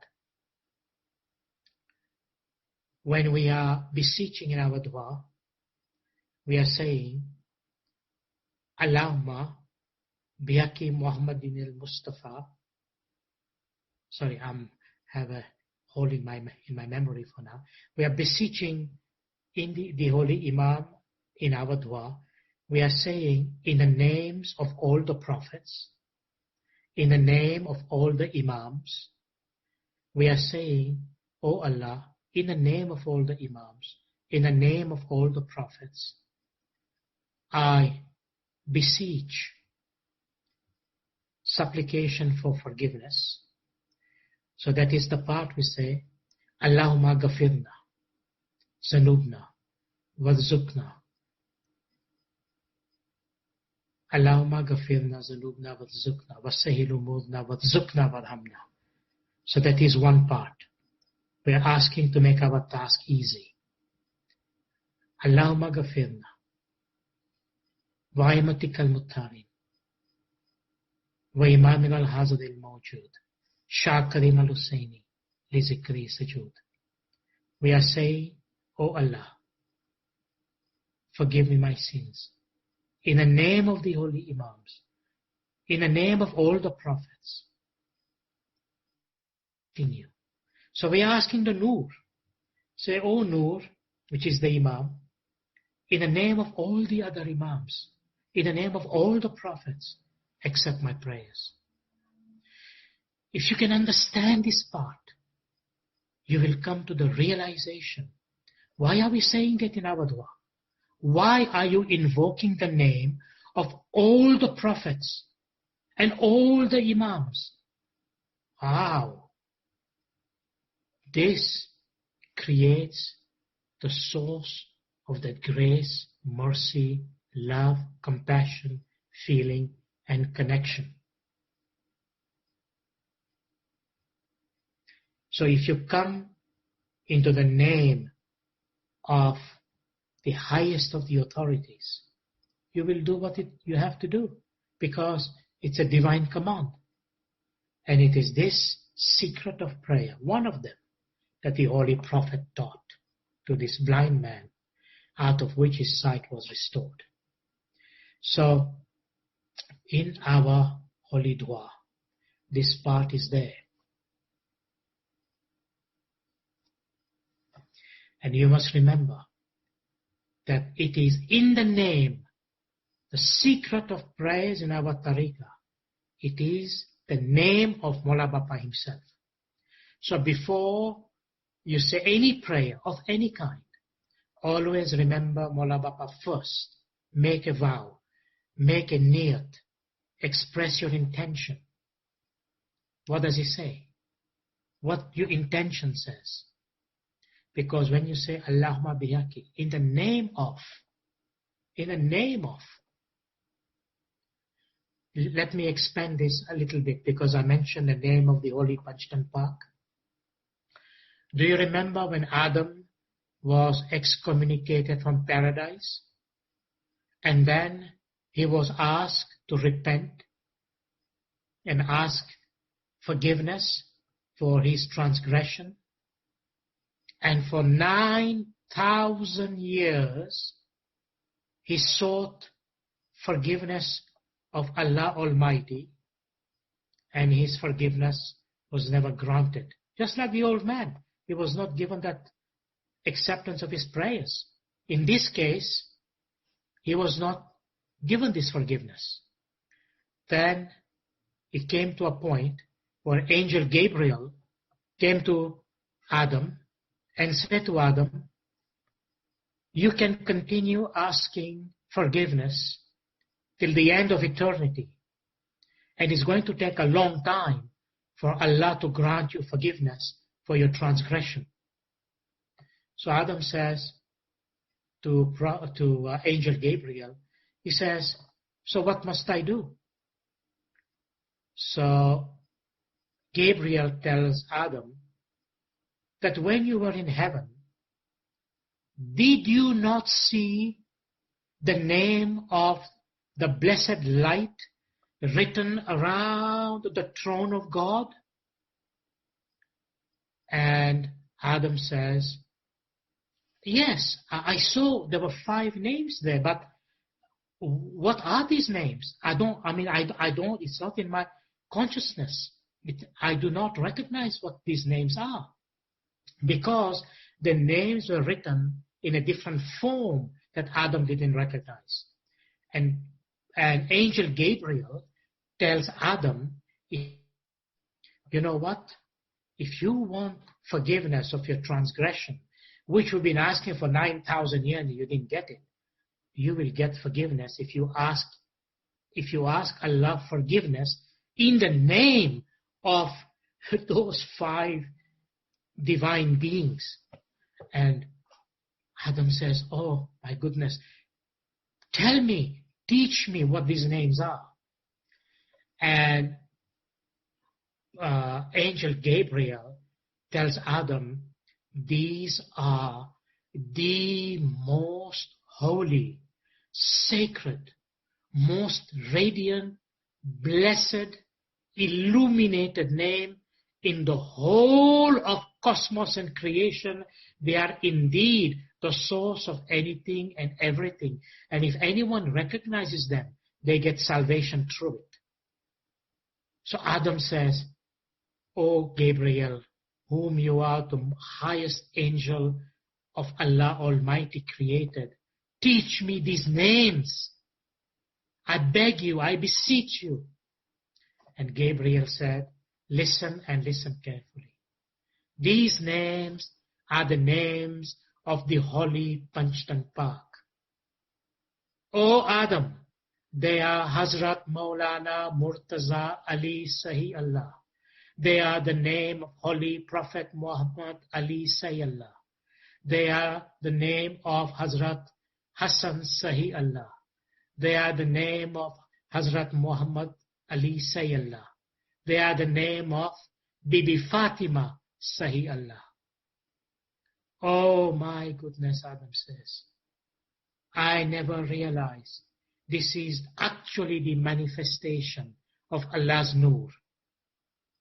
And immediately Adam goes into prostration, goes into sajda. Oh Allah, I ask forgiveness in the name of this holy Panchtan Pak. Allahumma bihaqi Muhammadin al-Mustafa, wali'in al-Murtaza, wa Fatimati Zara wal Hassani wal Hussein. This is in our 6th part of dua. Do you see the inner secret our peers and Imam have given us in this dua? Why the name of this Panchtan Pak is there? If Adam could not get forgiveness for 9,000 years, but once he went into prostration, meaning, what does that mean? Means he willfully submitted to know and understand that this is Allah Almighty Himself, meaning Mawla Murtaza Ali in the form of, meaning the Holy Imam in the form of the Nur of Panchtan Pak. And he prostrated, he asked forgiveness in the name of the Holy Panchtan Pak, and immediately forgiveness came to him. And Adam was forgiven. His transgression was immediately vaporized, gone. Therefore, our holy peers have mentioned, only the love of Ali can destroy all sins. And this love is expressed in our tasbih of Ya Ali, Ya Muhammad, Ya Muhammad, Ya Ali. This love is expressed in the understanding of the Holy Panchtan Pak. And throughout our dua, that love is expressed in the name of Ya Ali, Ya Muhammad, Ya Muhammad, Ya Ali. There is the 29 times the name of Holy Prophet Muhammad sallallahu alaihi wasallam is mentioned in our holy dua. 29 times. So, I have to bring the session to a close, and I will, inshallah, by necessity, have a part 2, and I think, inshallah, next Monday we will continue with part 2 about this very subject, prayer, a spiritual force in creation, and inshallah, with Mawla's mercy and grace, I'll be able to express more about our grace and mercy Mawla is giving to us in more of the tasbihs that Imam has given us, and how we should try to understand them to the best of our ability and practice them in accordance with Mawla's grace, mercy and farman. So I give back the lead to Lakshmi, our host today, for her to continue. Thank you, Dr. Hassam, for this brilliant explanation and so deep on prayers. We have some questions that have come out. I just wanted to... Okay.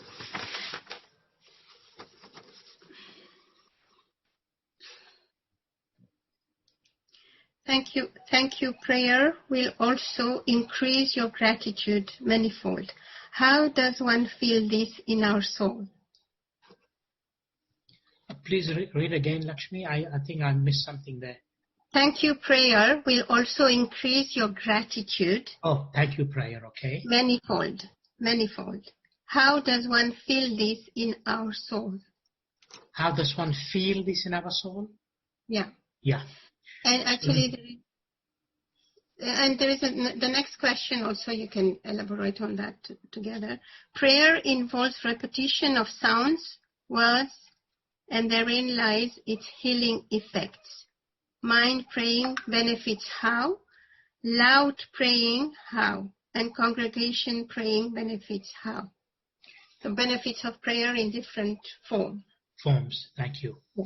So the attitude is this, that remember, we do not have, as I explained in one of my past lectures, we do not have the ability to actually express this gratitude. If an individual, a mu'min, is able to say, Mola Bapa, Shukran Lillah, Shukr Mola, whichever way that you say, Shukran Lillah, Walhamdulillah, Ya Rabbal Alameen, whereby you are saying, first of all, Shukran Lillah, gratitude. Alhamdulillah, you are praising Mola Bapa. Subhanallah, you are glorifying Mola Bapa. Ya Shah Karim, Shukran Lillah, Subhanallah, Alhamdulillah. When you are saying the prayer of gratitude, you know what it is?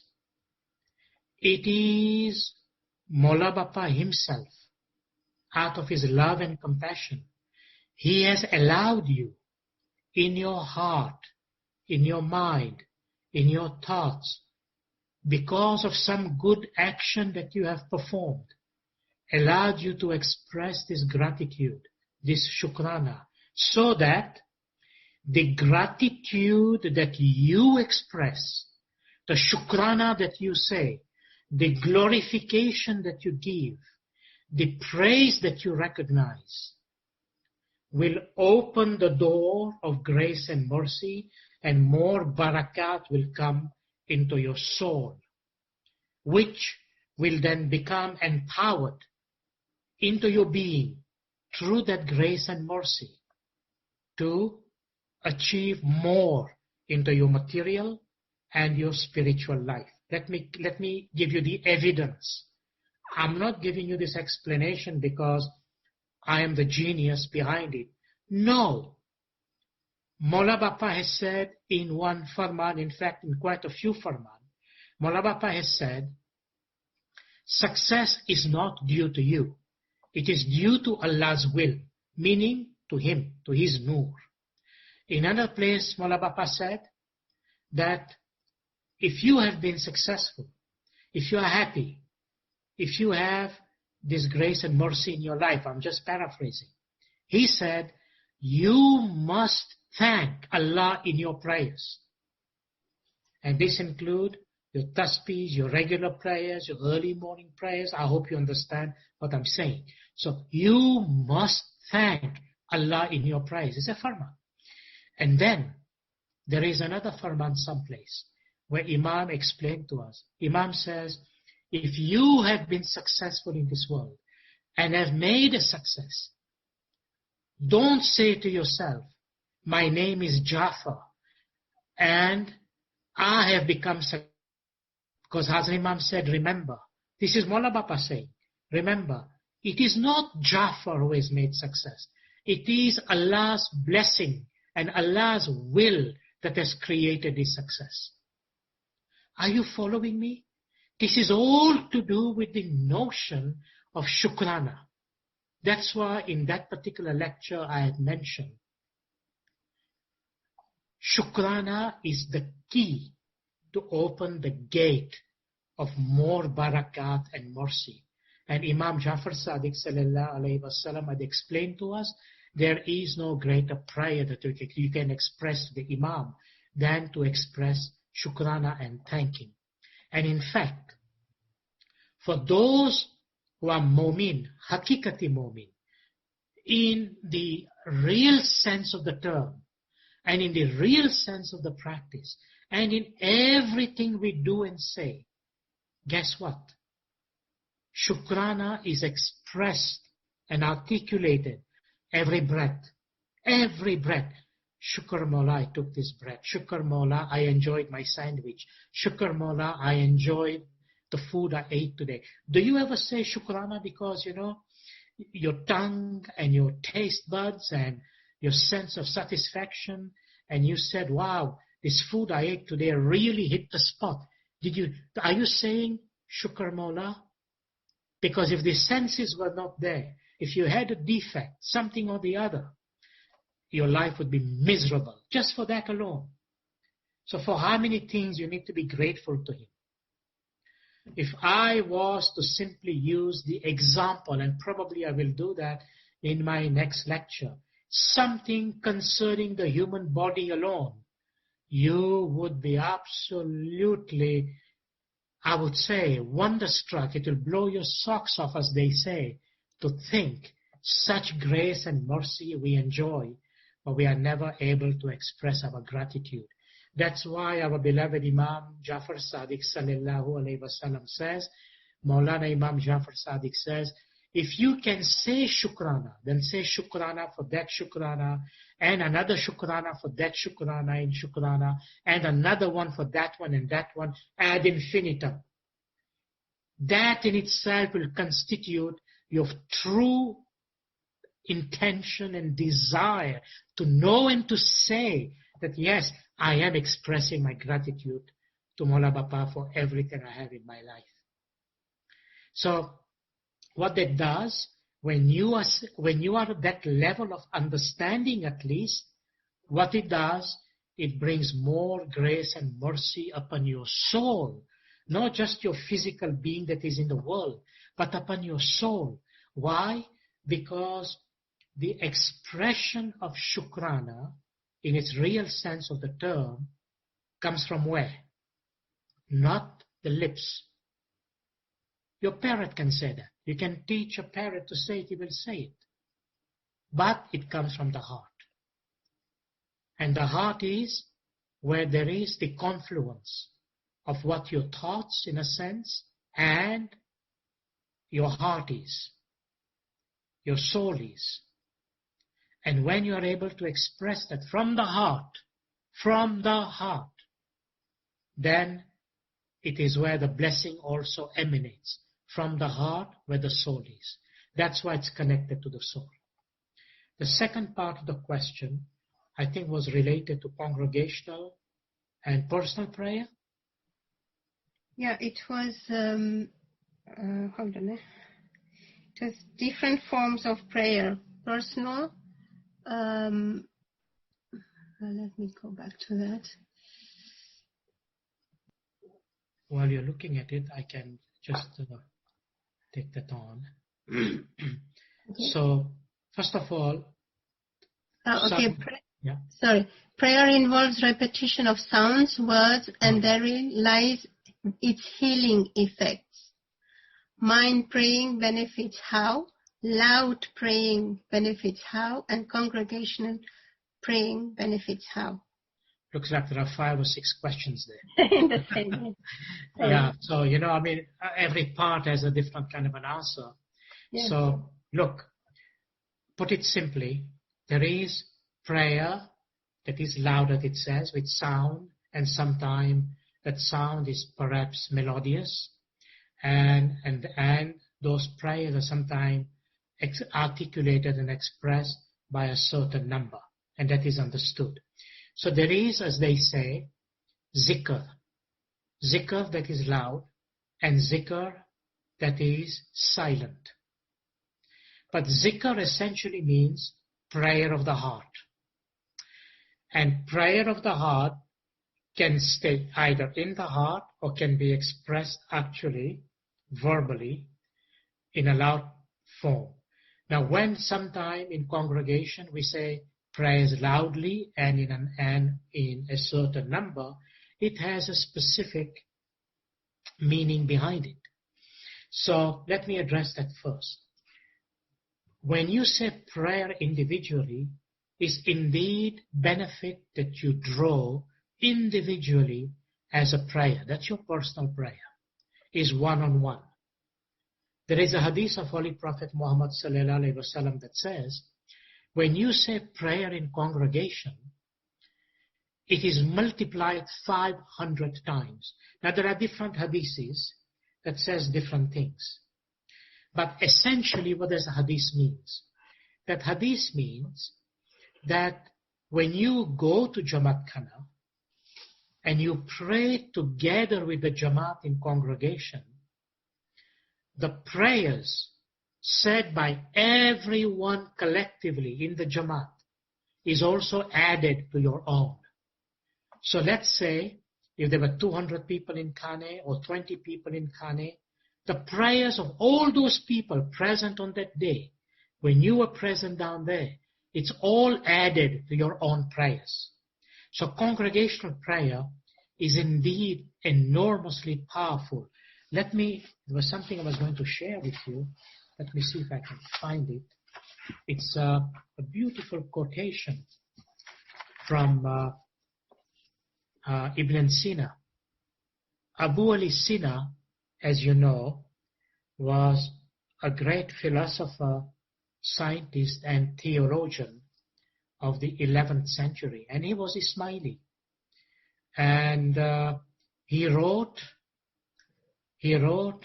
the Qanun fil Tib, meaning that was the canon of medicine. And Abu Ali Sina was an amazing scientist, philosopher of the time, and known as Ibn Sina in the West. While I'm at it, let me tell you a couple of things and why he's so significant. Being an Ismaili, not only did he compile this amazing encyclopedia, medical encyclopedia, known as the Canon of Medicine. And by the way, his encyclopedia, which is voluminous, known as the Canon of Medicine, when that book, which was a medical textbook to train medical doctors after the 11th century onwards, did you know one of the oldest university in Europe, that is in France, that is the Université de Montpellier. In that university, and I had the occasion to go there, when the main doors are normally closed, but as you know, because of it's so old. But when you enter this main door of this university, you know, and it's really magisterial, when the doors are open for the, going through the main door, what do you see? There is a statue of Abu Ali Sina, Ibn Sina statue. And there is glass cases that shows medical instruments and other parts of his writing for medical training. For 500 years, Abu Ali Sina's medical textbook was used to train medical personnel and doctors in Western universities. And in fact, there is a municipality outside Paris, it's called Bobigny, and there is a hospital known as Hôpital Avicenne, hospital named after him. So simply to tell you, look at some of the amazing recognition that exists on this name. So not a simple name, but his writings, the writings of Avicenna, are absolutely fabulous, particularly his writings in spiritual psychology. So let me give you one or two little things. And what did Avicenna say? I'll share it with you very simply because I don't want this thing just to go out of hand. So listen carefully. This is the teachings of Abu Ali Sina, or Ibn Sina, known in the West. He says, this is to do with congregational prayer. Okay? So Abu Ali Sina, in his text on known as the psychology de anima, I mean the spiritual psychology, he says, when people come together for a common spiritual purpose and are bound in a common purpose, it generates a creative force which affects the destiny of the mass. Can you imagine? When people come together for a common spiritual purpose and are bound in a common purpose, it generates a creative force which affects the destiny of the mass. In other words, this teaching of Avicenna is related to what is known, what we study in psychology today, the power of mass prayer, group thought, group prayer, collective prayer. So like when people come together, like in our particular case, when we come in a group together in Kane, which is mass prayer, group thoughts. You know, we are one Jamaat, we are one heart, we are praying to one Imam. As a Jamaat, we come together to pray in unity. The miracle happens. The miracle is, it generates a creative force which affects the destiny of the mass, which means alone I could not get it. But when we pray together, we can get it. Because it is the group prayer, the force, the group force that makes it happen. Then, ABDUL also said, when several people meet together in a sacred place, they powerfully move to sympathy the forces of the supernatural spheres by their common devotion. Basically the same thing expressed in a different way. So when people pray together in a sacred place like Kane, they powerfully move together to sympathy the forces of this supernatural sphere by their common devotion. You know, when Mullah Bapa says, go to Kane, go to Kane, go to Kane regularly. Because Mullah Bapa knows you won't be able to achieve what you want by your own self. You don't have the credits. You don't have the withholds. Go to Kane. Together in Kane, when you make that expression, when you make that supplication, when you express that prayer in Jamaat Khana, you will get it. Because you will move to sympathy the forces of the supernatural spheres by their common devotion. And next week I will explain to you another saying of Ibn Sina, more concerned about personal prayer. So when we say prayer in congregation and we say it loudly a certain number of times, what is the significance behind that?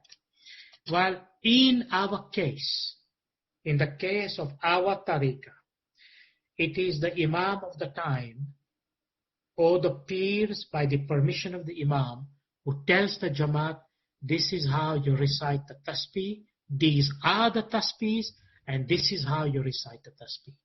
So for example, when we recite Holy Bibi Fatima's tasbih, sallallahu alayhi wa sallam, the tasbih of Allahu Akbar, Subhanallah, Alhamdulillah, 33 times each time. There is a meaning to it. What is the meaning? The command of the Imam, the amra of the Imam. Of course, there's a history behind it. And then, when we recite the tasbih of early morning prayers, the same thing. The tasbih of Allahu Akbar, the tasbih of Ya Allah, Ya Wahhab, Ya Ali, and Allahu Samad. We recite it 33 times. Now, the numbers are given by the Imam, but they have their meaning too. So maybe in tomorrow night's lecture, which is to do with the spiritual wisdom part, I may just take it on as a side point, but I will probably confirm for the next lecture, next Monday. But the thing is this, that it is the Imam who decides. And we need, in our case, always to ask ourselves, why are we saying this tasbih? Like, for example, in one guidance our beloved Imam says, carry a tasbih with you. Call the name of Allah, call the name of Hazrat Ali, call the name of the Holy Prophet, call the name of the imams, call the name of the imam of the time. Now he said it in different farmans to the Jamaat. But carry a tasbih with you. And then he said, you can recite these tasbihs at any time of the day or the night. No fixed time. The point I'm trying to make to you is to illustrate the guidance that Imam gives. When Imam said, no fixed time. Well, get up at 1 o'clock and say it. Nobody's stopping you. Do not say, this is the only time you can say the tasbih. No, carry the tasbih with you. There is no fixed time, the Imam said. And I'm talking about these tasbihs. Okay? So say your tasbih in the way the Imam has expected us to say. And try the meaning, what these tasbihs mean. Inshallah, in my next week's lecture, I will take that on in greater detail. Did I complete everything, Lakshmi? Did I? There are more questions, but it's up to you. You want to continue? No, that first question you asked, did I cover all the parts? Yes, I think so, yeah. Okay. One question is it correct to say Pir and Shah is also mother and father when Mullah sends us talika, maternal and paternal blessings? Yes. Very, very good example, and indeed to the point. Shah is Imam, of course, which is father, and Pir, in today's case, is also the Imam, and that is the mother. And when Mullah Bapa says, my paternal, maternal, loving blessing, that he's sending his blessing as Imam and Pir. It's perfectly correct. Okay, there is a comment. Maybe you can give your comment on that. I think that the names which it's Nizar Ali who has made a comment. I think that the names which were taught to Hazrat Adam is not punched and packed names, but that was Isme Azam bestowed to Adam by Gabriel. That is a different issue altogether. As it says in the Quran, Adam, in other words, this is what angels actually complain because they say they only knew what they knew. And Allah says these names were taught to Adam. Yes, they were, but that is not what I was referring to.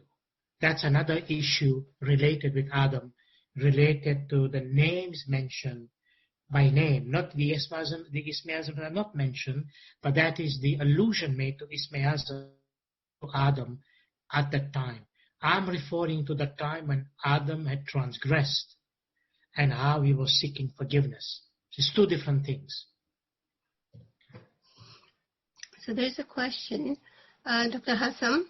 Yes. The experiences that the peers have described in the experiences of their Marifat journey, should we expect that in our journey? You know, different souls experience different things, but not outside the context of what our holy peers have experienced. And it's difficult for me to articulate because it's a spiritual matter, but simply to tell you this. Whatever our holy peers, out of their grace and mercy, have articulated for the believer into their journey, indeed they are signposts to that experience and eventually to achieve to the final stage of union. So they are powerful guideposts so that the believer may understand the experience as they go through this spiritual journey. So the answer is yes, but in your own way that experience will happen.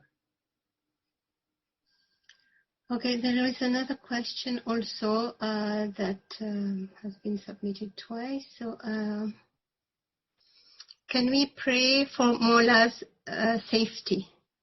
Yes, but look, we always consider Mola Baba to be our spiritual father and mother. Do we not? We do. That as an act of love and affection, we always say, Mola Bapa, we want everything to go successful, whether it be a project, whether it be whatever Mola Bapa is doing, in our human way, as children of Mola Bapa. It's a wish we express from our heart to hope and pray everything goes always very well. The purpose behind such prayer is to say, Mola Bapa, we want you to be happy. We want things to be so good that there is happiness for you all the time. So, yes, we can express those wishes. We can express that from our heart. It's completely normal and so desirable to do that. But we have to be understanding that Mola Bapa is not dependent. That's the key. He's not dependent on it. He is the absolute. In fact, we are dependent 100%.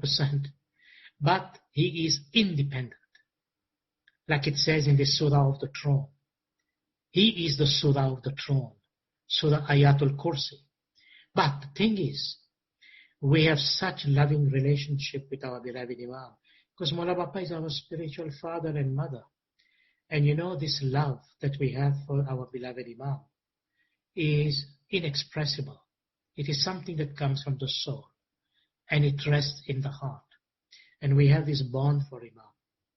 And you know, sometimes we think of Mola Bapa and we have tears in our eyes. Sometimes we look at Mola Bapa's picture, we have tears in our eyes. When we take Mola Bapa's name, we have tears in our eyes. All these are the responses that come. If you like, it's a response of our action in terms of this divine connection. So, by all means, it's perfectly normal to express those good wishes and prayers. Well,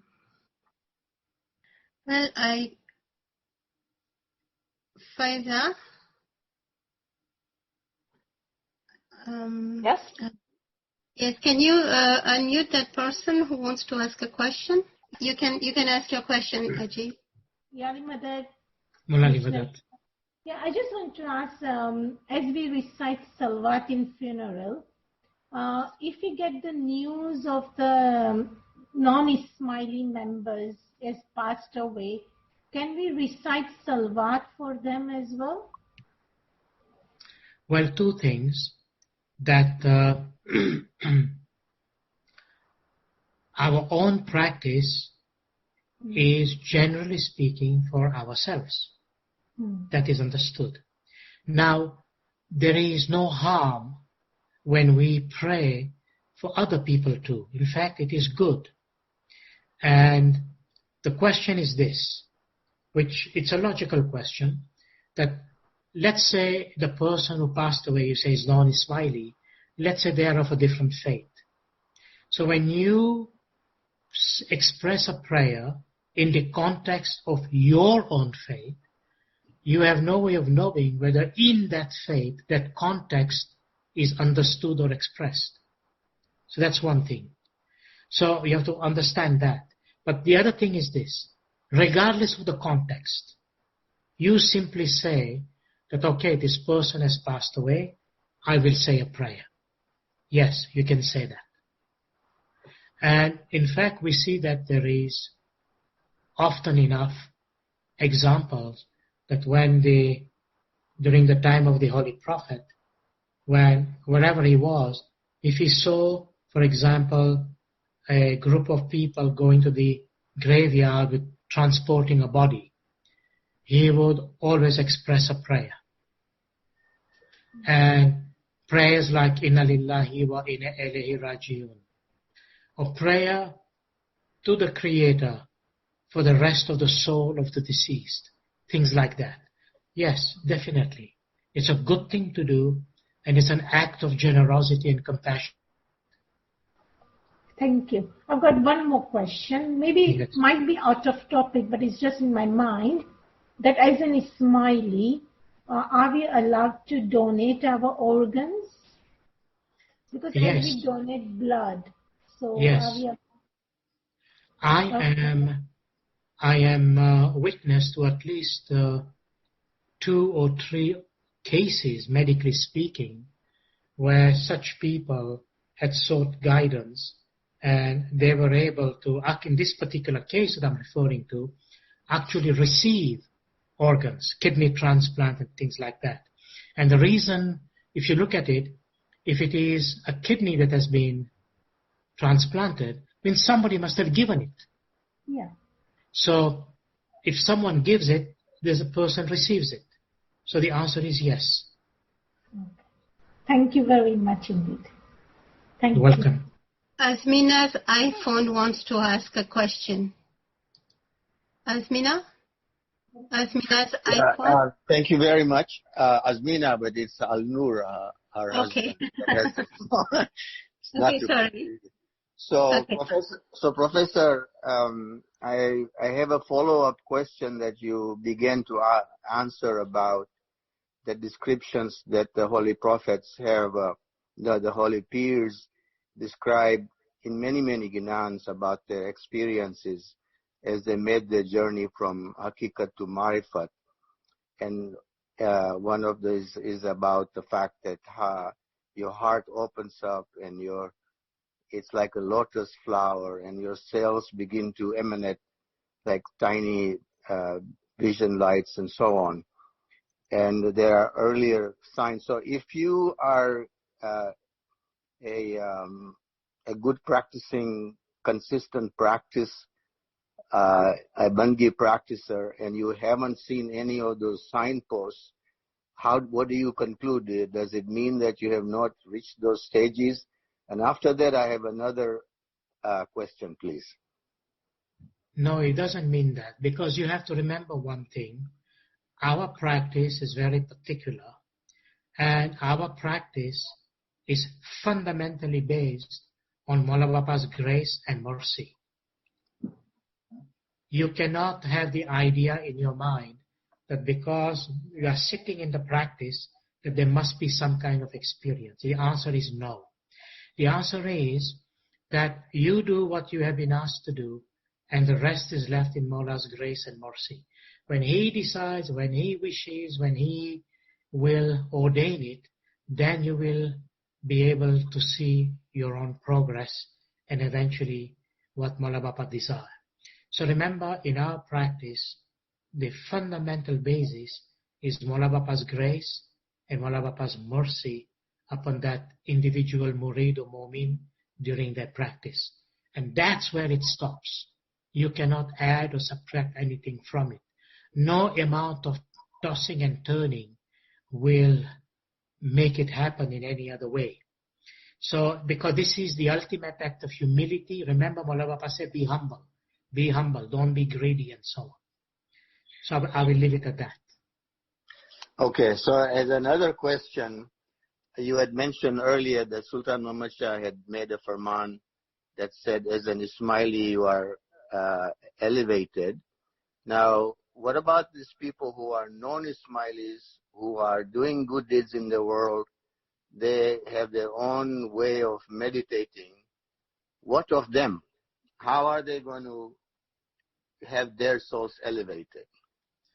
Well, first of all, there is a general rule and law that is a divine rule and law for all created beings. Whatever good you do, you will be the recipient of the goodness that you do. Whatever evil you do, equally, there will be that reaction of the evil work that you do. So in other words, the laws, the universal laws of nature are universal. It doesn't depend on a particular religion. It's like the force of gravity. It's a force of gravity. Whether you believe in it or not, the force is there. In that sense of the term, the universal law of nature, of action and reaction, applies to every single individual in every single way. It does not depend on a religion. What religions do, they may define it a certain way, they may explain it a certain way, they may characterize it a certain way based on the scripture in which they derive that understanding, but the law is the law is the law. When there is sunrise in a particular place, let's say if you take a city, sunrise is for everyone, the criminal and also the saint. So it doesn't change the action of the sunrise. But the sunrise can have different meaning for the saint and a different meaning for the criminal, depending. So in that sense, there are universal laws. Now, your question, what happens to them? We cannot say. We are not responsible for them any more than you are responsible than just for your own soul. You are not responsible for anyone else. Every human being is responsible for themselves. And I know it's a good thing to care about other human beings, but when it comes to the notion of reward, so to speak, again, there are universal laws based on where they are. Remember, I have mentioned it many times in my presentations, every single soul is psychologically and, if you like, spiritually positioned and placed wherever they are by divine decision, by divine predisposition. In other words, a person who is born in a certain faith is not by accident. If you are born into this faith, it's not by accident. There are, call it pleasant coincidences, but there are no accidents in nature. The laws of the divine are perfectly adjusted to everything we fundamentally do. So I don't think there is any worry about other people because they have their own path as we have our own path. And we leave it at that because that responsibility is not necessarily ours personally, other than like all other human beings, as spoken within the context of the faith of Islam, we recognize their humanity and we recognize their well-being in the context of pluralism, and whatever is good for the whole of that humanity, we seek for it, including ourselves. So are you saying that the person's position in life, are they in any way related to their previous karma, or is this completely a divine decision? No, karma definitely plays a role, because that is the law of action and reaction. And therefore, we've got to put that into context. Nothing happens accidentally. But what is critical to contextualize, the divine can intervene, and the divine can change your destiny based on the divine's decision, grace, and mercy. And the divine also looks at your past, your present, and your future. So nothing is disconnected. Everything is connected together in that sense of the term. And yes, karma definitely plays a fundamental role. And if you read all the various beautiful verses that are in the Quran and in the Hadith, that will tell you that. For example, there's a Hadith of the Prophet that says that reward is given by the measure of your intention. What was your intention in doing a certain action? Accordingly, your reward will come. Now, that's a very general statement where we can go into many different details. And as I expressed before, when I come to the subject down the road in our lecture lines, I will hopefully give more information and detail the way we understand it. Okay, I don't want to dominate the time, but please. Yes, please. There are 6-7 persons waiting they have raised their hand. Just a request. Please talk to us about life after death and karma. Set up a talk, because there are discussions that say that Quran does not at all address the subject of life after life. Please, thank you. Thank you. Thank you for your feedback. Shiraz's iPad, you want to ask a question? Yes, please. I will. Okay. I'm Shiraz. Yes. You said coming to Khane and saying dua together in congregation carries a lot of weight, yeah? Yes. My question is, at these days, because there's no Khane, we have lots of other groups who join together on Zoom. Will it be the same as going to Khane, or it will not carry that weight? Well, it's a difficult question to answer, but let me put it this way. The groups that gets in together in Zoom, and I know it's well-meaning, that's an individual decision. And when you join a group in Zoom as an individual decision, you have a niyat, you have an intention. And it's perfectly okay in your heart, in your mind, in your thoughts, as you get together to express that intention to Mola Bapa and say, Mola Bapa, please accept our intention.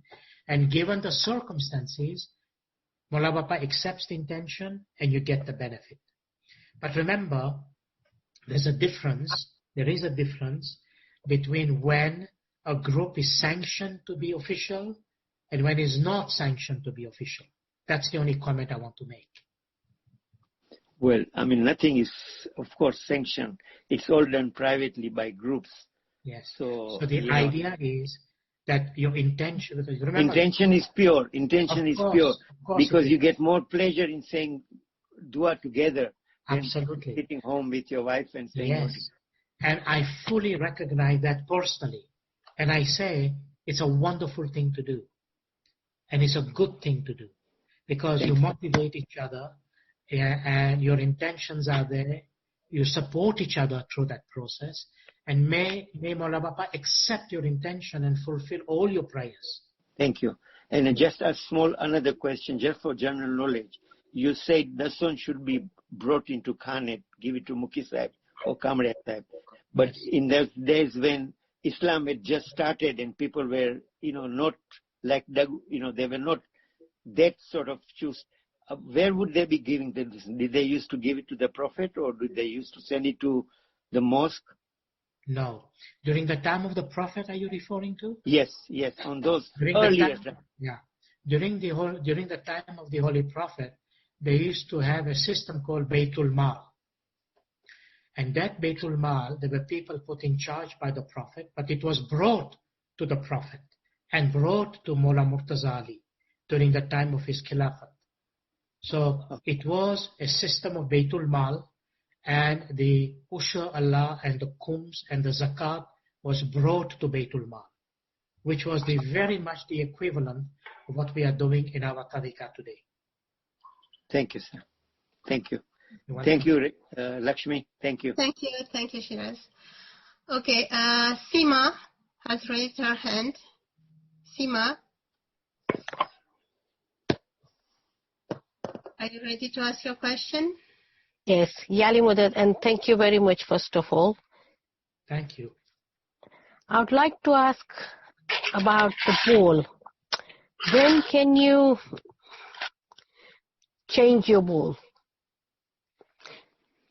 Is it after you receive, got to that stage that you've received the light, and after that you can change the bowl? Or if you feel that, you are getting stuck or you got there and you're not moving any forward, and you can change your bowl? May I request, because the question is of a very personal nature, you can please contact me personally, and then I can respond to you, so I can understand your question better, and then we can do that. Okay. Thank you. You're welcome. Shirin Pir Mohammed. Shirin Pir Mohammed. Yes, I'm here. Okay. This Yali Madad. This question is not related to prayers. It's just a verse of Ginan, which I'm confused whether it is a Ginan by any Peer or not. It is as follows. Bismillah kalam hai, tu shukr Allah ki maan re, toba karanta chutiye bhari Maula ki darbar. मौला की दरबार मां तू सदा शुक्र मांग रे, दुनिया सूती नींद मां तू मदमा बैठा जाग. Can you please answer this? Is this a Ginan? Did you read this from a Ginan book? No, I've heard in Yes, it is recited in Jamaat Khana. Yes. It is, I think, it is part of Bhuj Nirinjan. Bhuj Nirinjan, I think. I have searched everywhere, but I can't find anywhere. I will try to find it for you. Just give me your email in the chat, okay? Thank you. Okay, Sally. Yalimadat. Mulalimadat. Thank you. Thank you for everything. And my question is from today's presentation. You said that we need to invoke the Prophet's name before we ask for anything in prayers. Can you elaborate some more on how to do that? Yes. Look, that was an example that I was giving to explain how things kind of hang together. But essentially, in practice, invoking the Prophet's name, look, for example, Mola Bapa says, take your tasbih, call the name of Hazrat Ali, call the name of the Holy Prophet. Right? He says that. Mm-hmm. So, in other words, you can do it that way, or just take Mola Bapa's name. That completes the whole thing, because there is nothing that is more certain, and certainly nothing that's more glorious and more beneficial than taking the holy name of the Imam in everything that we do, as in the beginning, in the middle, and the end of our prayers. And by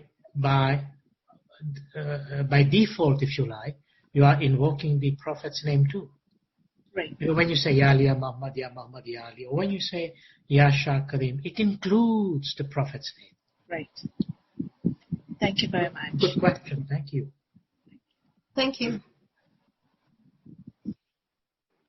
Inayat Lakhani. Hello, Yalimadat. My question was that you said for if you do congregation prayers, it's 500 times more. So is it better to go to big Jamaat Khana where big Jamaat is there, or where you just attend the small Jamaat Khana? So you get better sawab when you go to big attendance. Yeah, no, don't take that literally. Oh. As I was explaining, the Holy Prophet explained this symbolically. So the benefit that you get is not just in numbers. It is also the grace that Mola Bapa gives. So it's not better when you go to a bigger congregation. Not at all. You go to the congregation nearest to you.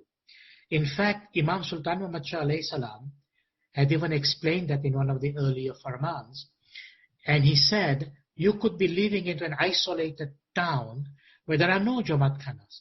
And he said, a family could find a corner in the house and make that their Jamaat Khana, where the father would be the Mukhi, the mother would be the Kamariya, or vice versa.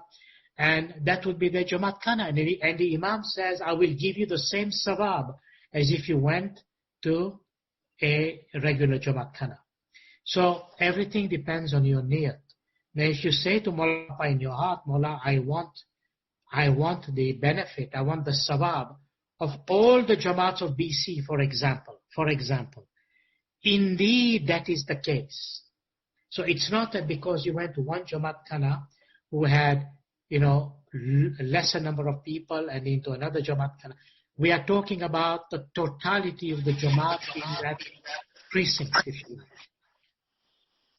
Thank you. That was very good. I got it now. Thank you. You're welcome. Next is Zara Parbatani. Yalimadat, Dr. Hashem, how are you? Mulalimadat, Zara, how are you? Shukr, your YS today is very exemplary. Thank you. Shukran, Maula. I had a question concerning the blind man story, and I was interested in knowing, is it possible to get a script of when you were saying about the piece around prostration and then supplicating your prayers to Mola Baba? Is it possible to get that on a visual or something, or? You mean the actual story? I know you were saying. No, the actual. You were saying that first to ask Mola for His grace and mercy, and then to ask for your wish to be fulfilled, to go into prostration first, and then ask for your niyat. And you were alluding to, I think, certain parts of the dua, right? Yeah. Oh, yes. Yes. So, what's your question? Would it be possible to get sort of a script in a visual form, like sort of like a visual, maybe at the next presentation, so that when one is saying the prayers. You want to see part of the text, you mean? Yes, exactly. Okay. Yeah, that would be possible. And I can come back to this point again, which will, be happily cover that again in the next lecture. Thank you so much. I really thoroughly enjoyed your lecture today. Very wonderful. Thank you, Zara. Thank you for your feedback. Okay. Shamira Jet. Yeah. Ya Ali Madad. Ali Madad. Dr. Hasham, so nice to see you. Good to see you too. Yeah. This goes to your previous lectures, and I'm a bit confused. It's to do with the process of evolution. And what I'm confused about is then why did Allah ask the angels to bring the clay and blow His spirit in him? So I don't know if you want to answer today or another time, but I can't seem to put the two together. Like how I thought through the process of evolution that we became human beings. I can see your confusion.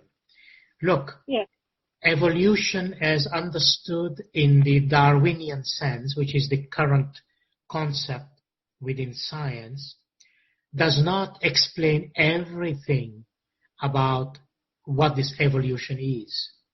The problem with Darwin's theory, to some degree, first of all, is that Darwin speaks about the evolution of forms from an intra-species point of view, not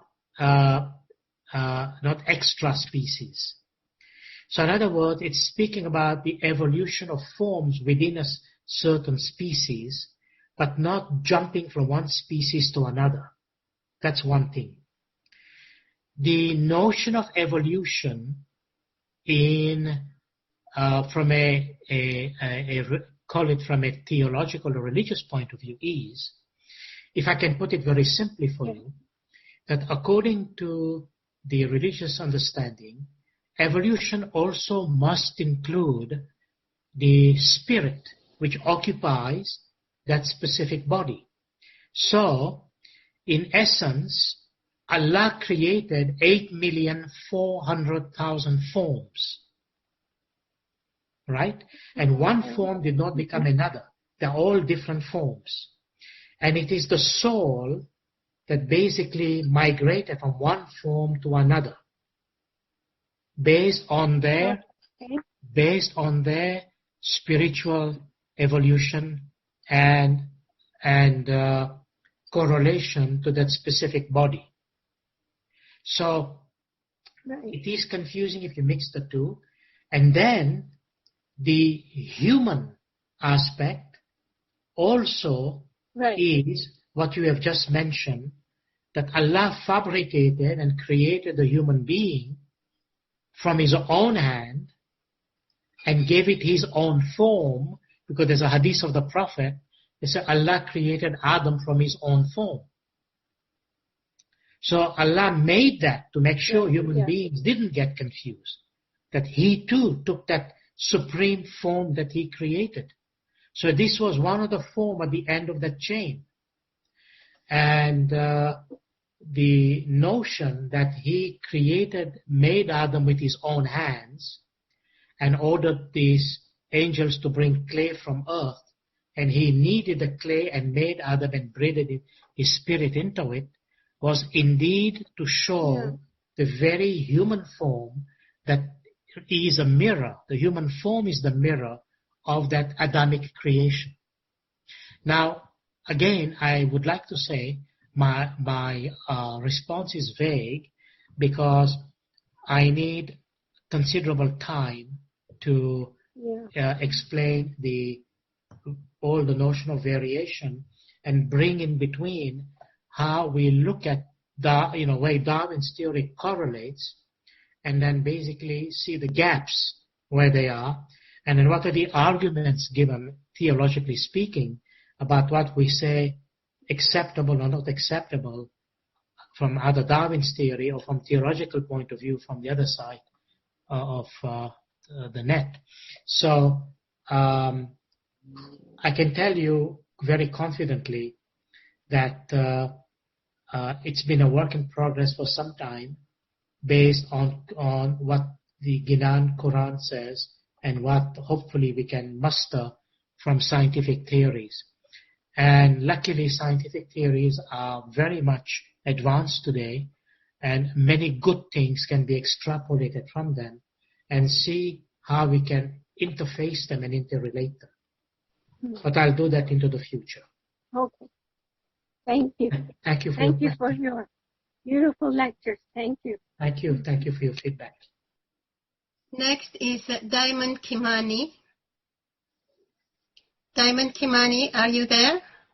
Well, I am for Diamond, on behalf of Diamond Kimani. Okay. In the Kiryasari Tasbih, the Ubi Tasbih, we say Tasbih Kadhan Ware Ji Kul Mushkil Asan Kar. And also in the beginning of the Tasbih, we say Tasbih Kadhan Ware Ji Kul Mushkil Asan Kar, and then again. Could you kindly explain who does that pertain to, and why is that said separately? Because we say Kattamat Ji Kul Mushkil Yu Asan Kar. So I don't really know what why we say Tasbih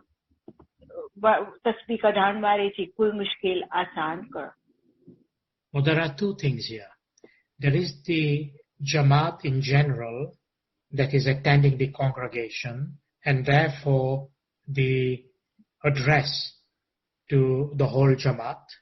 Yes. And then there are those within the Jamaat who have a specific motive, specific reason, and specific objective to their own request of that prayer. So in this particular case, in our upstanding tasbih, we are engaging the whole Jamaat for those individuals who have that specific request. And remember what I have mentioned earlier on, that prayers are responded to in the context of intention. So that is very important. So if somebody had certain intention, and there are also people seeking this divine help and intervention above and beyond the general request, then they fall under this category of individuals who have the request about asking that blessing that their tasbih may be accepted by the Jamaat. How is that done? Like, is there a process to go through so that when that Sijda is said, Tasbih Kadhan Ware Ji Kul Mushkil Asan Kar, how do I know it's for me? Well, if you happen to be one person who in your heart and mind have made that vow or taken that intention, or when you had gone to the part of Mukhi Kamariya Sahib, Mukyani Kamariya Sahiba, and performed your Mushkil Asan, you fall into that category. Do I have to go before the tasbih for that Mushkil Asan from Mukyani? Well, if you wish to express it that way, yes. If not, then you will be within the general category of the people who have not. I see, because sometimes you cannot make it, but you have that intention, you have that, but you did not do dua with mukarima.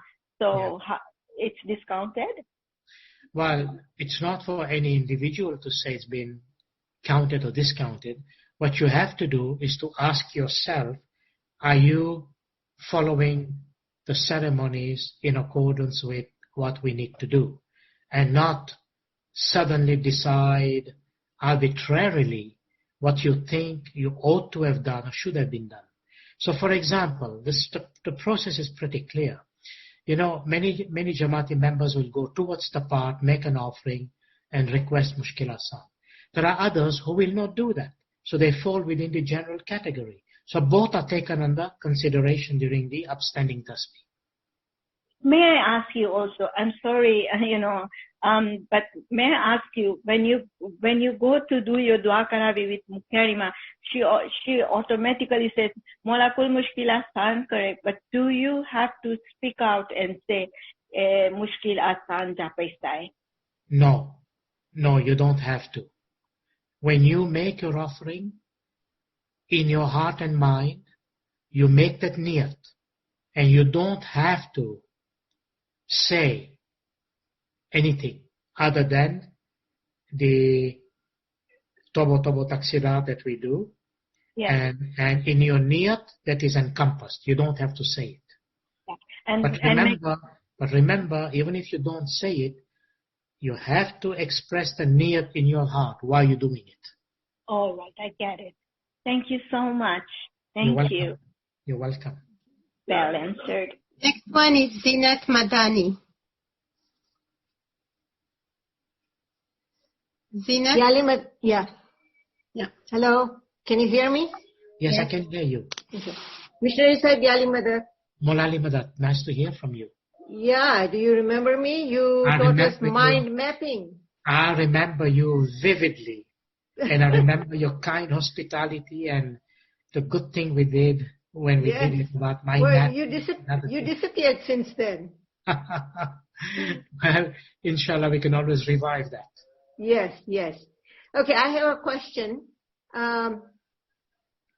When you talk about tasbih, taking out tasbih and remembering Allah by saying any of the tasbihs or the names of the Prophet, Imam Ali, or the HASSAM, peace be upon them, can you say the bol or Isme Azam in a form of tasbih, but not in a form of dhikr or bandagi because you are doing other things? No. Okay. We have the tasbihs, and you have your word that you say in early morning prayers. Right. And then follow what Mola Bappa has said. And when you have a little moment later on, no urgency, connect with me and I can explain to you something more about it. Okay, sounds good. Thank you very much. You're welcome. And then you do a great job. I look forward to staying on the WAAZ. Thank you. Thank you. Thank you. You're welcome. Okay, next one is Azim Danani. He has asked me to ask on his behalf, so I'm going to ask you the question. If Imam has Allah's Nur, then we as his spiritual children also have Allah's Nur. It's a question. To confirm. Yes, indeed.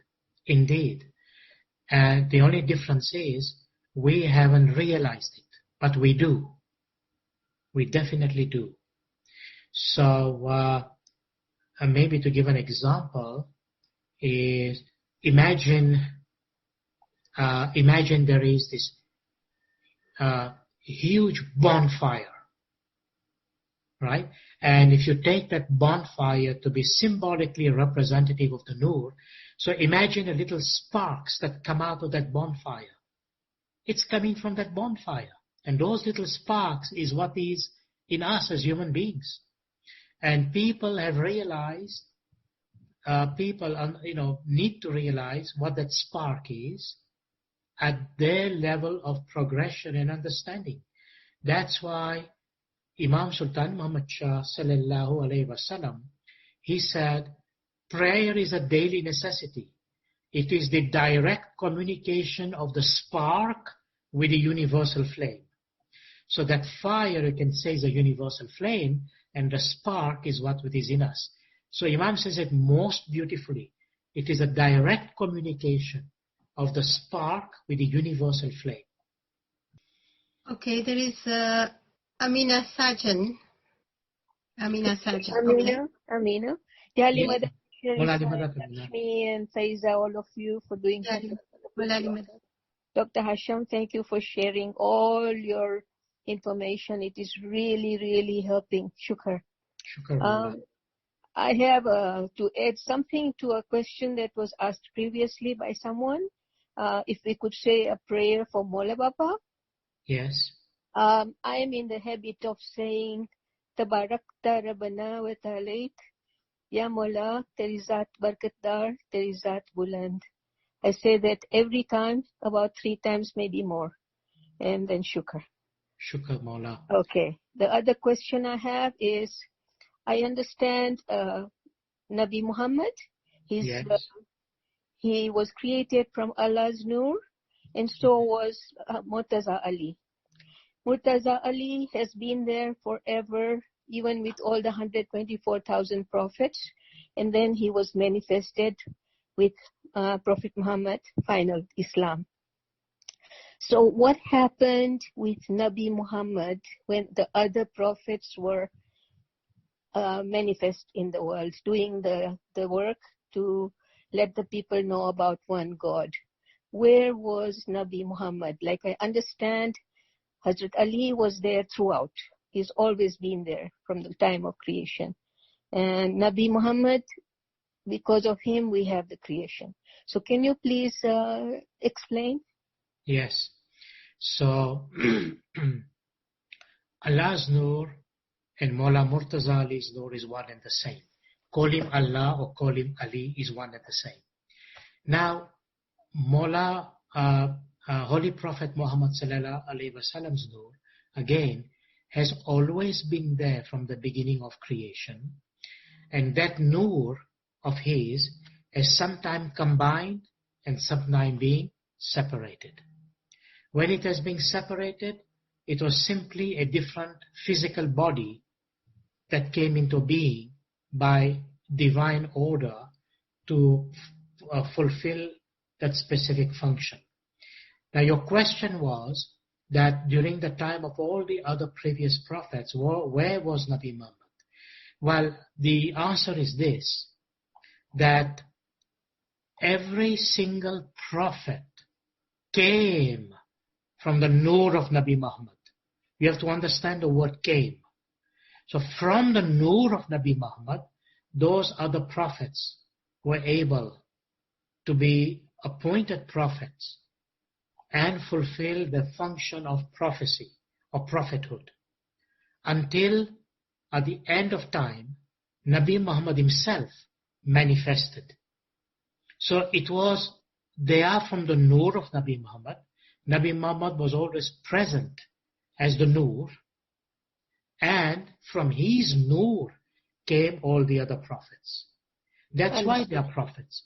But remember, they are prophets of 3 different categories. We call them Nabi, Rasul, and Ulul Azam. So, depending on the specific cycle within which the Nur of that prophet manifested, so was Nabi Muhammad also present. Now, at the time of creation, Nabi Muhammad himself was known as Guru Brahma, and he is Brahma, and this Brahma is Nabi Muhammad himself. So, all the prophets generate their identity as prophets from the Nur of Nabi Muhammad himself. And remember, I had also explained that with every prophet there was an Imam present, but he was not made public, but he was present. Until the time of Nabi Muhammad himself, when he was ordained to make the Imamat known. So that is the difference. Thank you. You're welcome. Thank you. I have something else to add to a question from another person about all the other people who are not Ismailis but are still trying to seek Marifat? Yes. Are their prayers answered? Well, from the wa'azis that I've been listening to in the past, there have been examples of people who were praying, like doing bandagi, waking up in the morning hours, trying to do bandagi, calling on one of the attributes of Allah. And Mola Bapa answered them. He came to them in their hearts. And he said to them that I am coming wherever he was coming and I will see you. And then graciously Mola gave them the ball, So I think Mola Bapa is there for the whole universe, for the whole creation. And I think he answers prayers for everybody, not just Ismailis. Only we have been given the remote, the Isme Azam by him to make it faster, I think. This is my understanding. It's a good understanding and it's a good analogy. Thank you for sharing that. Thank you. Thank you. Can you please give some books that we can read to upgrade? Because there are so many books. Some of them are just like dry historical stuff and it's very hard to get into them. Yeah. And really, I would love to. And plus, maybe we could suggest to IIS to get some of the books online, like e-books maybe, so we don't have to spend the kind of money to buy the books. At the moment, all the IIS publications are available as e-book online. If you go on IIS website. Oh, all right. Thank you. Good to know. During the pandemic, actually. Thank you. You're welcome. Thank you, Dr. HASSAM. You're very welcome. Thank you very bless much you all for your seva. And keep on bringing more knowledge into your mind to share with us. Inshallah, Mawla's blessing. Thank you. Amen. Thank you. Dr. HASSAM, there are two last questions. You okay? Yes. Okay, so from Jasmine P. Question is, reciting salawat is the key to seeing the world at peace. Why does it take so long? Praying is the way to have our mind set things in the hereafter. Is this true? Yes, definitely. It is connected to the hereafter, no questions about it. But as I've mentioned before, and I have mentioned in this talk, that prayer also needs to be responded to. It's one thing to say prayer, is another thing to say, is the prayer going to be responded? And how it is being responded? And who responds to that prayer? And why should it be responded? Is all prayer really a prayer? And just because a person has this urge about a prayer, does it mean that it must be responded to? So I will, inshallah, try to cover this in my next week's presentation, because yes, people may feel that I'm praying and therefore I have to get a response. Is it the case? So let's examine this whole proposition in my next week's presentation and go from there and see whether we are able to come to some understanding on that. The last one is from KK. If we are unable to give up the song personally to our Mufti Sahib, but instead we send to the institution, do we just understand that it is accepted the same way? This is while we are during the pandemic. If you're unable to go to Jumat Khana, I would say the only thing you must do is contact your Jamati Mukhi Kamariya Sahibs, contact them and allow them to give you the guidance as to what you must do. The sound is extremely sensitive issue and you must understand correct procedures must be followed. And the correct procedure under the circumstance, if you don't have access to Jumat Khana, please contact your Mukhi Sahib of Jumat Khana, Mukhi Kamariya Sahib, and let them give you the directive and the direction what you must do. Okay, that was Anima Baisania. I'm speaking the Hindi, no problem for you. Okay? No. हम लोग ने जो बोल लिया है उसका जाप हम 4 to 5 जपते हैं, बराबर है? अगर हम लोग वो जाप any difficulties, any problem, any time जप सकते हैं कि नहीं जप सकते? Yes, you can do it. You can do it?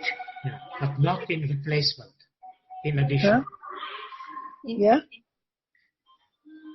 Not in replacement, but only in addition. 5 के 4 के 5 के बीच के बदले में नहीं, इसके ऊपर 4 के 5 ऑब्लिगेशन है ना? हाँ, वो तो बंदगी में बैठते हम लोग जब भी हाँ, पर दिवस में जब आप चाहते हैं तो कर सकते हैं. दिवस में कर सकते हैं ना? हाँ. Thank you so much. मुझे वही पूछना था कि कर सकते कि नहीं जपते कुछ भी मुंह में अपन जपते रहते सारा दिन, पर जप सकते के गलत तो नहीं कर रहे ना? मुझे ऐसा लगता था कि मैं क्वेश्चन करूं क्या आई रॉन्ग और right person, that's why it's my question. गलत नहीं, आप कर सकते नहीं ना, गलत है. सही. Thank you. You're welcome. Okay, so we have reached the end of the session. Okay. Thank you very much. Thank you for all your time commitment and your willingness to share with us the abundance of your knowledge. And may Mola always increase you in knowledge. Amen. Give you the health and the capacity to do so continuously and enlighten us all. Amen. Amen. Thank you, Lakshmi. Thank you, Faiza. Thank you all who participated today, and all the co-hosts and all the helpers, and everyone who participated from the beginning. Mola bless you with barakat. Mola accept your prayers. Mola accept your ibadat. Mola's hand be upon you to guide you, to protect you, to keep you safe. Mola Bapa fulfill all your wishes in every way. Mola Bapa increase us all in knowledge. Mola Bapa give us hakikati samaj. And Mola Bapa bless us with his zahiri and batini didar. Amen. Amen. Yali Madat everyone. Mola li Madad. Shukran. Shukran.